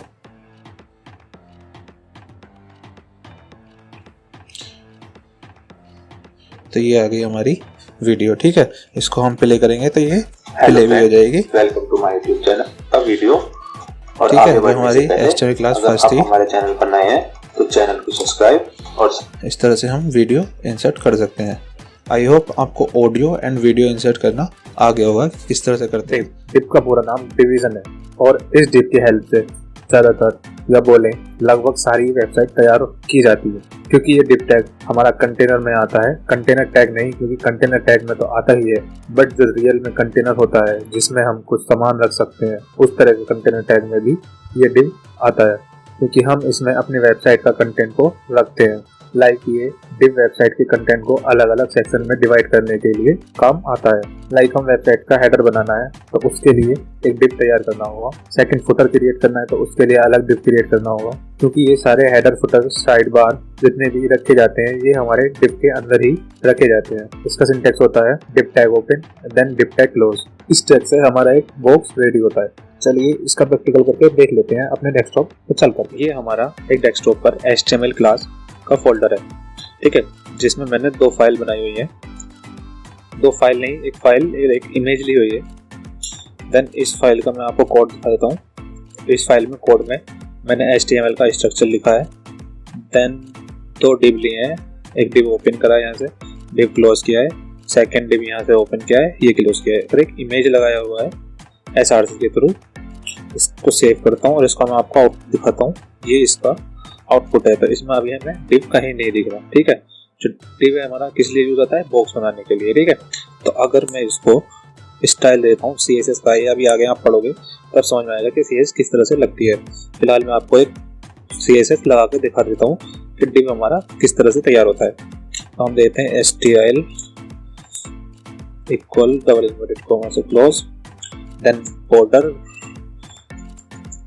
इसको कर देंगे 5 पिक्सल सॉलिड ब्लैक, ठीक है। तो ये हो गया हमारा अभी डिव तैयार, ठीक है। अभी डिव की हाइट विड्थ दे देते हैं WIDTH विड्थ, इसके कर देते हैं हम 40%, देन हाइट कर देते हैं इसकी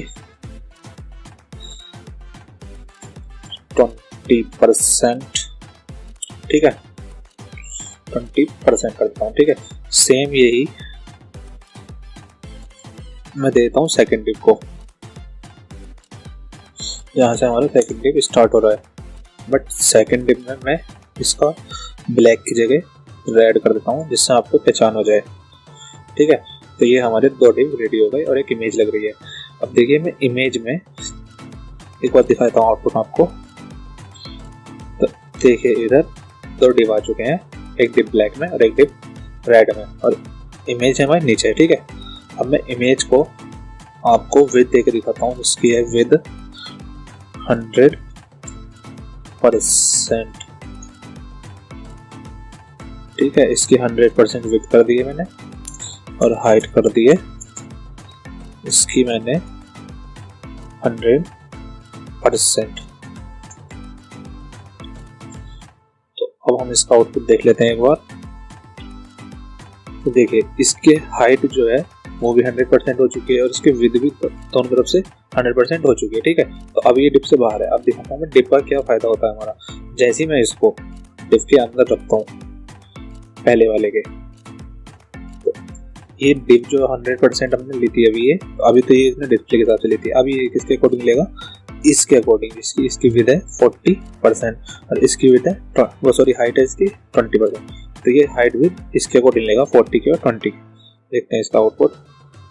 देखिए ये सिर्फ डिप के अंदर आ रहा है, ठीक है। अब मैं इसको 50% कर देता हूँ सेकंड वाले डिप में। इसकी विद कर देता हूँ 50%, ठीक है। इसकी मैंने विद कर दी 50%। तो ये इस डिप के अकॉर्डिंग 50% ले रहा है, ठीक है। डिप का ये होता है कि कंटेनर बन जाता है। अब हम जो भी इसके अंदर लिखेंगे वो इसी के अंदर रहेगा। मैं फर्स्ट वाले डिप में से इमेज हटा कर कुछ लिख कर दिखाता हूँ। तो मैंने कुछ भी XYZ लिखा तो ये डिप से बाहर नहीं जाएगा। कंट्रोल सेव करता हूँ, मैं इसको रिफ्रेश करता हूँ। तो ये जितना भी है हमारे डिप के अंदर ही रहने वाला है। डिप का ये फायदा होता है। तो डिप से हम नेम बार बना सकते हैं, डिप से हम नीचे का फुटर बना सकते हैं, डिप से हम साइड की स्लाइड बना सकते हैं, ठीक है। तब आगे आप CSS पढ़ोगे तब आपको समझ में आएगा कि डिप को हम लाइन में सेट भी कर सकते हैं इधर उधर। जैसे मैं एक आपको करके दिखाता हूँ सेकंड वाला। इसको मैं अगर फ्लोट कर देता हूँ, इसका मैं राइट, RIGHT राइट, ठीक है। तो ये ऑटोमेटिक हमारा कहाँ पहुँच जाएगा, राइट में। तो ये कहाँ आ गया हमारा, राइट साइड। इस तरह से हम डिप को कहीं भी लेकर जा सकते हैं CSS के थ्रू। तो डिप हमारा इस तरह से लगता है। आई होप आपको डिप समझ में आ गया होगा कि किस तरह से क्यों यूज होता है। फॉर्म बेसिकली फॉर्म वही होता है जो हम फिजिकल में फॉर्म फिल करते हैं पेन से। इसी तरह का फॉर्म हमारा वेब पेज पर भी शो होता है जिसको हम कोडिंग के थ्रू बनाते हैं। तो चलिए देखते हैं एक एक टैग करके कौन सा टैग कैसे यूज हो रहा है और कौन सा एट्रीब्यूट कैसे यूज हो रहा है हमारा कोडिंग। बट हाँ, एक बात और, फॉर्म को जब भी हम बनाते हैं तो जैसे बॉडी पर लिखने के लिए सब कुछ हम बॉडी के अंदर टाइप करना होता है, वैसे ही हमें फॉर्म बनाते टाइम सब कुछ एक form tag open and last में फॉर्म टैग क्लोज के अंदर ही सारे टैग्स एंड एट्रीब्यूट्स और अपने कंटेंट को टाइप करना होता है। क्योंकि अगर हमने फॉर्म वाले एट्रीब्यूट्स और कंटेंट को फॉर्म के बाहर, मतलब फॉर्म टैग के बाहर टाइप कर दिया तो वो कंटेंट हमारा वेब पेज पर तो शो होगा, बट सारा कंटेंट हमारे फॉर्म के साथ वर्क नहीं करेगा। इसलिए हमारे सारे फॉर्म वाले टैग, एट्रीब्यूट, फॉर्म कंटेंट को फॉर्म के अंदर ही लिखना होता है। तो चलिए चलते हैं अपने डेस्कटॉप पर और देख लेते हैं एक एक टैग्स एंड एट्रीब्यूट किस तरह से वर्क कर रहे हैं। तो हम एक क्रिएट करने वाले हैं जो इस तरह का शो होगा, ठीक है। ये इसमें मैंने टाइटल दे रखा है डेमो फॉर्म, देन इसकी हेडिंग दे रखी है मैंने डेमो फॉर्म, ठीक है।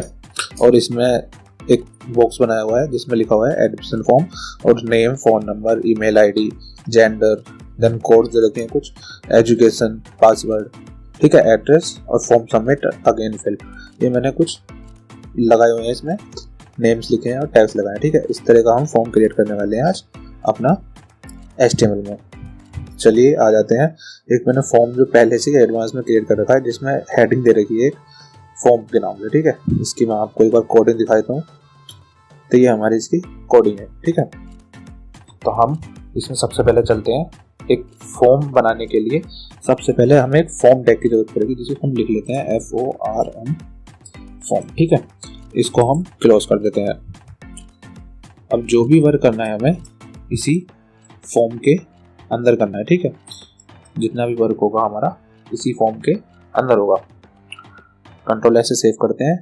तो अभी देखो इसमें कुछ भी शो नहीं होगा, ठीक है, क्योंकि अभी फॉर्म क्रिएट किया है हमने, एक तरह की फॉर्म की बॉडी क्रिएट कर ली है।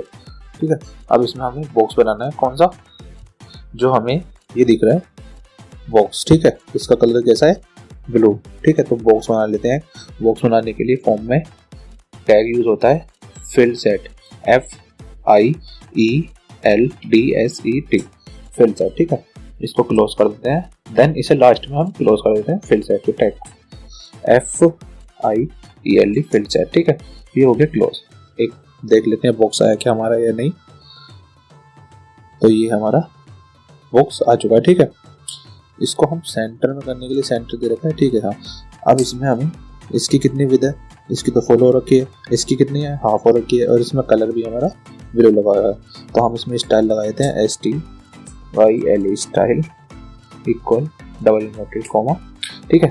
इसके वेट दे देते हैं 50%, WIDTH 50%, ठीक है। फिर इसका हमें बॉर्डर कलर भी देना है, तो BORDER बॉर्डर कलर कर देते हैं। इसका हम कितना करते हैं, 5 पिक्सल कर देते हैं। Then solid SOLID solid blue हमारा इसका कलर हो चुका है। देन चेक कर लेते हैं एक बार अपने को। तो देखिए इसका कलर ब्लू, इसका भी ब्लू हो चुका है, ठीक है। अब इसमें हमें क्या लिखना है, एडमिशन फॉर्म लिखा हुआ है। तो हमें इसमें एडमिशन फॉर्म लिखने के लिए एक टैग यूज करना पड़ता है, लीजेंड, LEGEND, ठीक है। ये आ गया। इसमें हम लिख देते हैं ADMISSION admission form, FORM form, और इसको हम क्लोज करना होता है लीजेंड को, LEGEND। ये होता है हमारा बेसिकली जो फॉर्म का बॉक्स बनाते हैं हम फील्ड सेट से, उसमें हमारा हेडिंग लिखने के लिए होता है। जैसे हमारा इसमें लिखा हुआ है ना हेडिंग, एडमिशन फॉर्म, इस तरह की हेडिंग लिखने में काम आता है ये। तो देखिए ये हमारा एडमिशन फॉर्म इधर भी आ चुका है। नेक्स्ट है हमारा, इसमें एक टेबल क्रिएट करनी है। टेबल कितने दे रखे हैं इसमें, रो देख लेते हैं, 1 2 3 4 5 6 7 8 9, ठीक है। तो एक टेबल बना लेते हैं। टेबल भी हमें फॉर्म के अंदर ही बनानी होगी, table TABLE table. Then table tag को हम क्लोज कर लेते हैं, TABLE टेबल, ठीक है। टेबल हमारा हो चुका है क्लोज।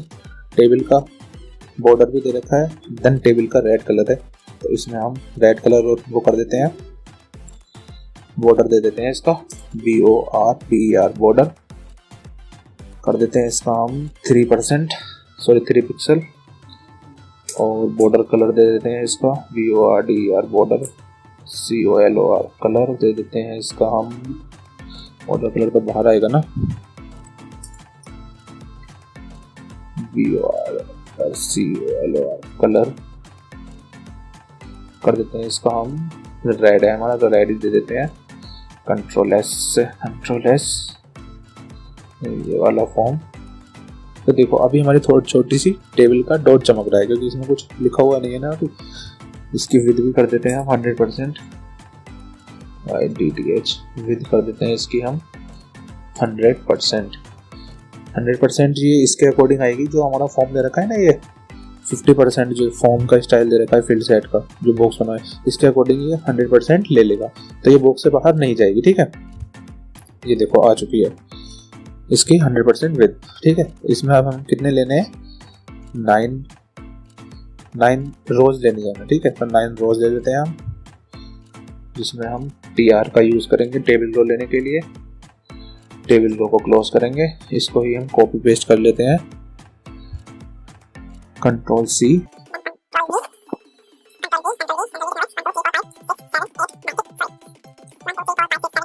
ठीक है। ये आ गए हमारे 9 रोज आ चुकी हैं हमारी टेबल में। इसको मैं एक कट नीचे कर लेता हूं जिससे आपको अच्छा समझ में आ जाए। ये हो चुका है, ठीक है।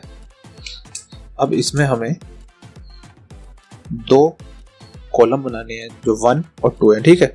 और लास्ट वाले में हमें एक ही कॉलम में करना है, तो हम लास्ट वाले में कॉल स्पैन का यूज करेंगे जो आपने टेबल वाली क्लास में पढ़ रखा है पहले। तो हम यहाँ ले लेते हैं अपनी टेबल हेडिंग, तो TH लगाएंगे हम, TH को क्लोज कर देंगे। तो ये एक हो गई, हमें 2 लेनी है ना कॉलम, तो हम 2 बार इसको कॉपी पेस्ट कर लेते हैं। अब इसको हम हर किसी टेबल रो में पेस्ट कर देते हैं।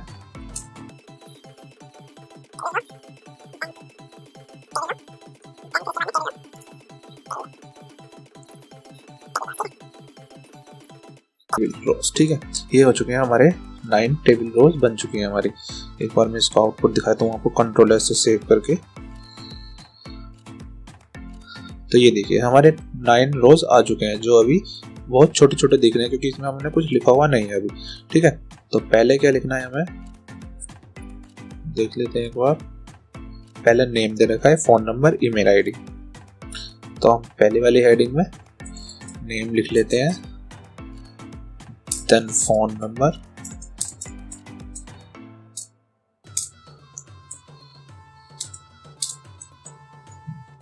थर्ड वाले में ईमेल, आईडी। ठीक है, फिर क्या है हमारा ईमेल आईडी का जेंडर एंड कोर्स,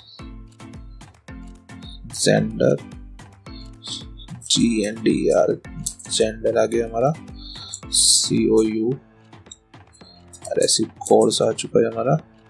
फिर है हमारा एजुकेशन, EDUCATION, एजुकेशन। एजुकेशन के बाद में पासवर्ड एंड एड्रेस, यहाँ पर हम PASSWORD पासवर्ड पर कर देंगे हम ADDRESS एड्रेस। ठीक है, लास्ट वाले में अभी हम लिखा रहने देते हैं SUBMIT submit, then RESET reset. Submit form लिख लेते हैं यहाँ पे जो लिखा हुआ है पहले से उसमें, और लास्ट में लिखा हुआ है फिल अगेन। एक बार चेक कर लेते हैं इसको। तो ये हमारा अभी सिंपल फॉर्म कुछ उसकी तरह जो पहला वाला है तैयार हो चुका है।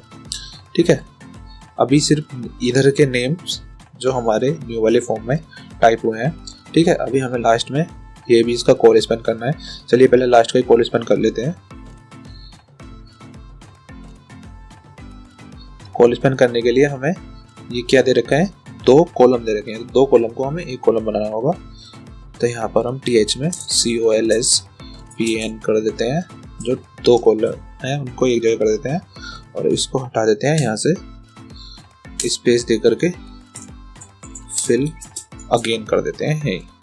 ठीक है, कॉमा लगा करके फिलहाल, जिससे आपको पहचान पड़ जाए। अभी रिफ्रेश करते हैं तो ये हमारा एक में आ चुका है। ठीक है, अभी अब नेम में हमें क्या लेना है, यहाँ पर इनपुट लेना है नेम में, और यहाँ पर हमारे नंबर लेने हैं जिससे नंबर आ जाए। जैसे इसमें टाइप हो रखे हैं मोबाइल नंबर, तो इस तरह का हमें अब यहाँ सर हमें ध्यान देना है टैग किस तरह से यूज़ करते हैं हम फॉर्म के, जो हमारे एट्रीब्यूट्स होते हैं। हमें इनपुट लेने के लिए सबसे पहले टाइप करना होता है इनपुट, इस INPUT इनपुट स्पेस टाइप के साथ हमें सारे एट्रीब्यूट्स यूज़ करने हैं। तो पहले हमारा क्या है, टैग्स लेना है हमें, तो हम टैग्स का यूज़ करेंगे, देन इसको क्लोज कर देंगे। ठीक है, दिखा देता हूँ एक बार आपको किस तरह का ये शो हो रहा है। तो ये हमारा टैग्स आ चुका है, इधर हम कुछ भी लिख सकते हैं। ठीक है, फिर आता है हमारे पास फ़ोन नंबर। तो फ़ोन नंबर लिखने के लिए हम यही कॉपी कर लेते हैं एक बार, Ctrl+C से और Ctrl+V से ये पेस्ट कर देते हैं। बट यहाँ पर हमें टेक्स्ट की जगह टाइप में क्या करना होगा, नंबर लिखना होगा, तभी हमारा नंबर वहाँ पे शो होगा। देखो अभी तो इसमें टेक्स्ट एरिया दे रखा है, बट जैसे ही मैं इसको रिफ्रेश करता हूँ, यहाँ पर एक डॉट बन के आ जाएगा आइकन सा, जिससे हमारा नंबर का पता चलेगा। इसमें नहीं आ रहा है, क्यों? क्योंकि इसमें हमने टेक्स्ट लिया है, और इस वाले में हमने नंबर्स का यूज़ किया है, क्योंकि मोबाइल नंबर लेने के लिए तो हमें नंबर्स का यूज़ करना पड़ेगा। अगर मैं इधर कुछ टाइप करता हूँ तो वैसा टाइप नहीं होगा, सिर्फ नंबर ही टाइप हो पाएंगे। ठीक है, अब इसमें आता है ईमेल आईडी। ईमेल आईडी में लेने के लिए हम ईमेल आईडी में पेस्ट कर देंगे इनपुट टाइप, टेक्स्ट की जगह कर देंगे हम ईमेल, EMAIL ईमेल। ये HTML5 में ऑटोमेटिक ईमेल के नाम से जो टाइप आया है, ये ईमेल ही एक्सेप्ट करता है। ठीक है, जहाँ पर @ ये gmail.com हो या yahoo.com हो या आपका जो भी अदर प्लेटफॉर्म पे ईमेल हो उसको यूज करता है ये, ठीक है। तो इसलिए हम ईमेल का यूज कर लेंगे। अब आता है जेंडर में। जेंडर में हमें रेडियो बटन का यूज करना होता है।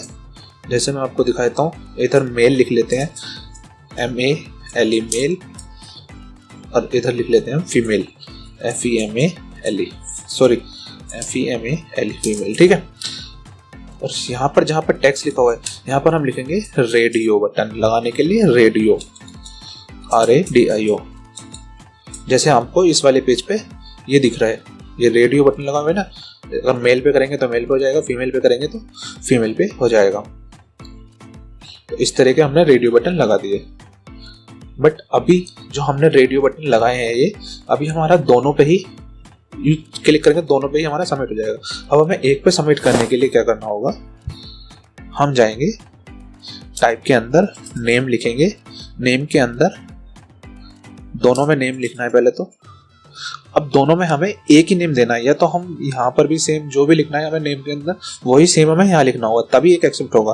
तो जेंडर एक्सेप्ट कर रहा है इधर, तो जेंडर लिख देते हैं हम GENDER जेंडर, नीचे वाले में भी GENDER जेंडर।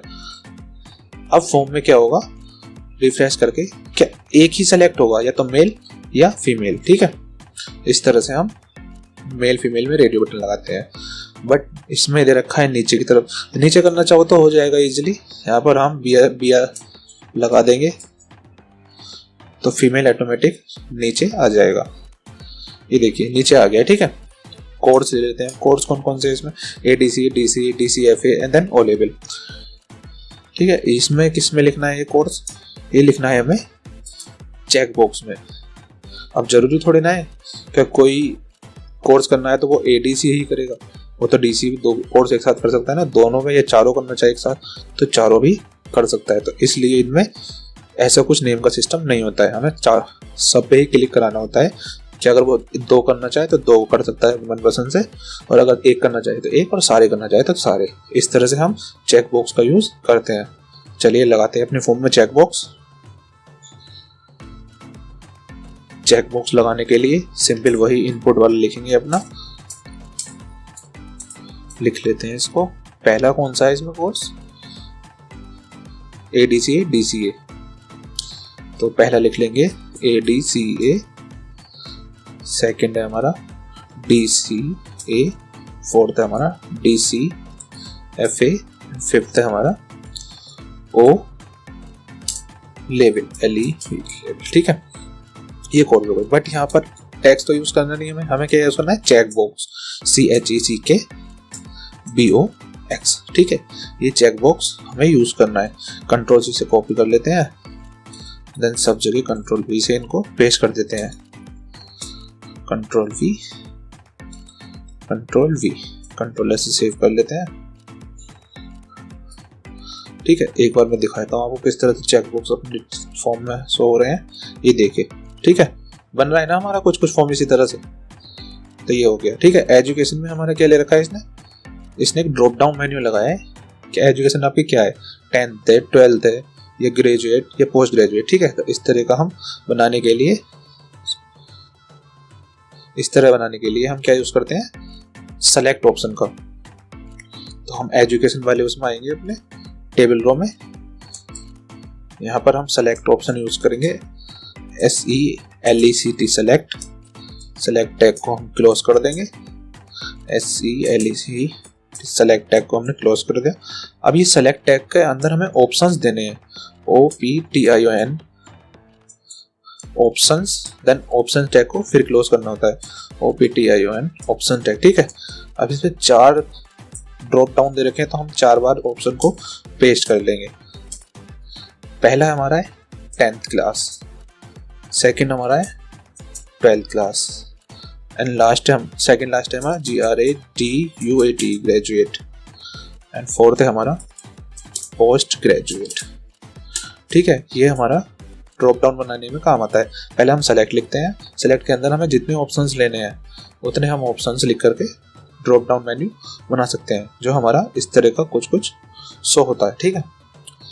पासवर्ड लिख लेते हैं। पासवर्ड लिखने के लिए मैं कॉपी कर लेता हूँ एक इनपुट टाइप, सारा इनपुट टाइप पे बेस्ड पे होता है ज़्यादातर इसमें फॉर्म में, ठीक है। तो पासवर्ड वाले टेबल रो में आते हैं। यहाँ पे इनपुट टाइप चेक बॉक्स की जगह कर देते हैं हम पासवर्ड, PASSWORD पासवर्ड।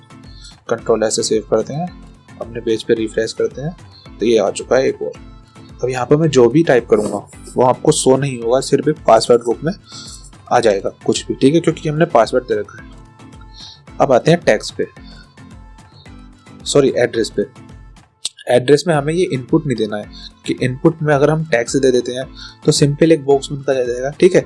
हमें देना है जिसमें वो एड्रेस अपना फिल कर सके। तो बड़ा बॉक्स देने के लिए हम क्या यूज करते हैं, tags area, TEXT tags area, ठीक है। इसको हमें टैग को ओपन करना होता है, देन इसी टैग को हमें क्लोज भी करना होता है।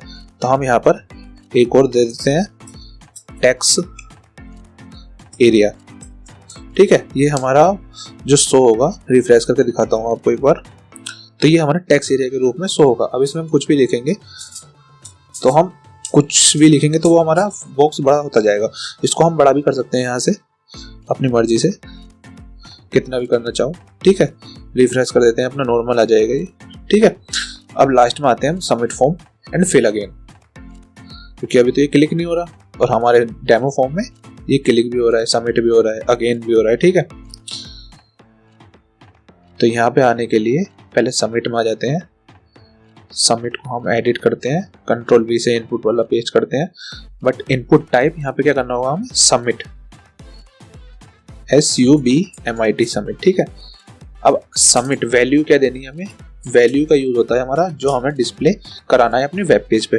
तो वैल्यू में क्या देना है, फॉर्म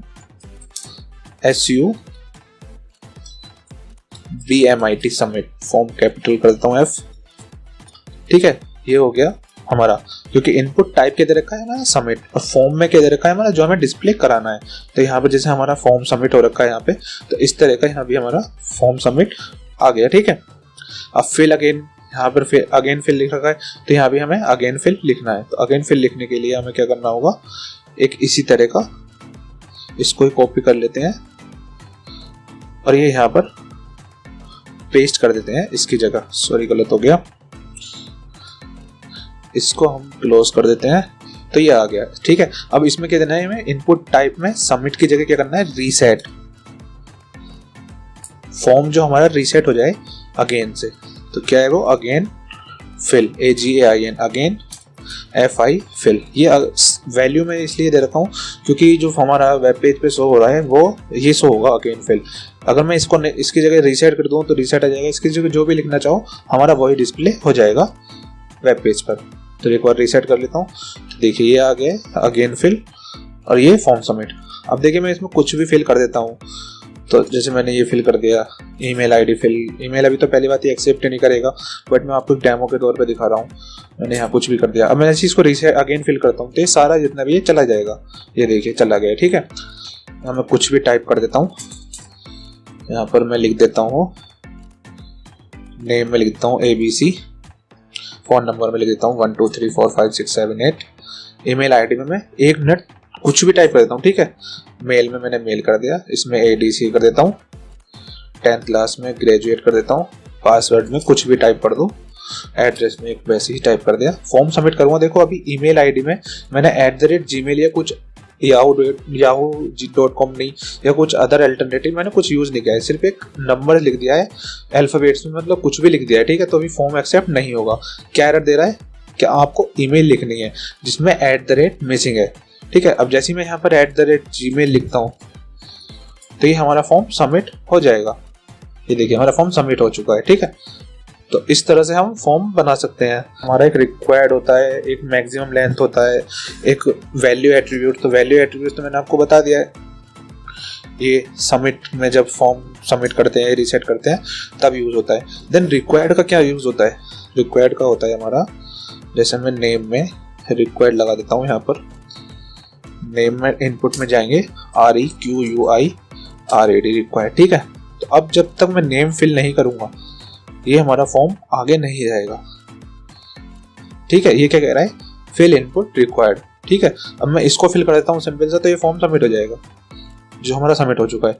बट मैं अगर इसको नहीं फिल करता हूँ तो इस फॉर्म आगे बढ़ेगा ही नहीं, ये कहेगा पहले इसको फिल करो, please fill out of this field, क्योंकि क्यों मैंने यहाँ पे रिक्वायर्ड लगा रखा है, ये मुझे फिल कराना ही कराना है, ठीक है। सेकंड आता है डिसेबल एट्रीब्यूट्स, ठीक है। जैसे मैं ईमेल को डिसेबल कर देता हूँ, disable, ठीक है, कंट्रोल ऐसे सेव करता हूँ, देन रिफ्रेश करता हूँ, तो देखिए ये अब हमारे खुद वर्क करेगा ही नहीं। क्यों? क्योंकि हमने इस पर डिसेबल कर दिया है कि अब ये हमारा इसका यूज नहीं है। जब यूज करना होगा हमें तो इसका डिसेबल हटा देंगे। कंट्रोल ऐसे सेव करते हैं, रिफ्रेश करते हैं, देखो ये हमारा हट गया, अब हमारा टाइप होने लगेगा इसमें। तो डिसेबल का डिसेबल एट्रीब्यूट्स का ये मतलब होता है। रिक्वायर्ड का आपको समझ में आ गया, वैल्यू आपको समझ में आ गया, डिसेबल आपको समझ में आ गया। देन एक मैक्सिमम और मिनिमम लेंथ रह गया, ठीक है। तो मैक्सिमम मिनिमम लेंथ किस में कर देता हूँ, किस में लगाएं, एड्रेस में लगा देते हैं। इसमें नहीं आएगा, एड्रेस में भी नहीं, पासवर्ड में लगा देते हैं, ठीक है। पासवर्ड में मिनिमम कर देते हैं, इसकी वैल्यू हम minimum length LENGTH minimum length कर देते हैं इसकी हम 4, ठीक है। देन मैक्सिमम लेंथ कर देते हैं, मिनिमम लेंथ की स्पेलिंग गलत हो रही है क्या, मिनिमम LENGTH नहीं सही है, मिनिमम लेंथ कर देते हैं इसकी 8। एक और वर्क करके देख लेते हैं मिनिमम लेंथ वर्क कर रहा है नहीं, इसको फिल करते हैं 2 मिनट। हाँ ठीक है, मिनिमम वर्क कर रहा है हमारा, बट वो रेड नहीं हुआ, उससे कोई परेशानी नहीं है। इधर हमारा मिनिमम लेंथ कितनी दे रखी है 4 और मैक्सिमम कितनी दे रखी है 8, ठीक है। तो जैसे ही हमने इसमें अभी टाइप किया 1 2 3 और सबमिट करते हैं फॉर्म को, तो ये हमें बता देता है कि मिनिमम लेंथ हमें 4 कैरेक्टर इसमें लिखने ही लिखने हैं, ठीक है। तो मैं 4 लिख रहा हूँ, 5 6 7 8 9 हमारा आएगा ही नहीं। क्यों? क्योंकि हमने मैक्सिमम लेंथ में भी 8 दे रखा है। तो ये यूज होता है हमारा मिनिमम और मैक्सिमम का, कि अगर मिनिमम लेंथ लिखेंगे तो उसमें हमारे इतने कैरेक्टर से कम नहीं एक्सेप्ट करेगा, और अगर मैक्सिमम लेंथ लिख देंगे तो हमारा जितने भी हमने कैरेक्टर लिखा हुआ है उतने कैरेक्टर से ज़्यादा वर्क नहीं करेगा। तो ये होता है हमारा मिनिमम मैक्सिमम। आप इस तरह से फॉर्म क्रिएट कर सकते हो। आई होप आपको फॉर्म क्रिएट करना आ गया होगा किस तरह से करते हैं। कुछ भी अभी रह गया है तो आप हमसे नीचे कमेंट करके पूछ सकते हो। और वीडियो पसंद आए तो अगेन वही हमेशा की तरह वीडियो को लाइक एंड शेयर करना। चलिए मिलते हैं नेक्स्ट क्लास में कोई अच्छा सा टॉपिक सोच करके, क्योंकि हमारी HTML क्लास तो आज खत्म हो चुकी है। ठीक है, बाय बाय।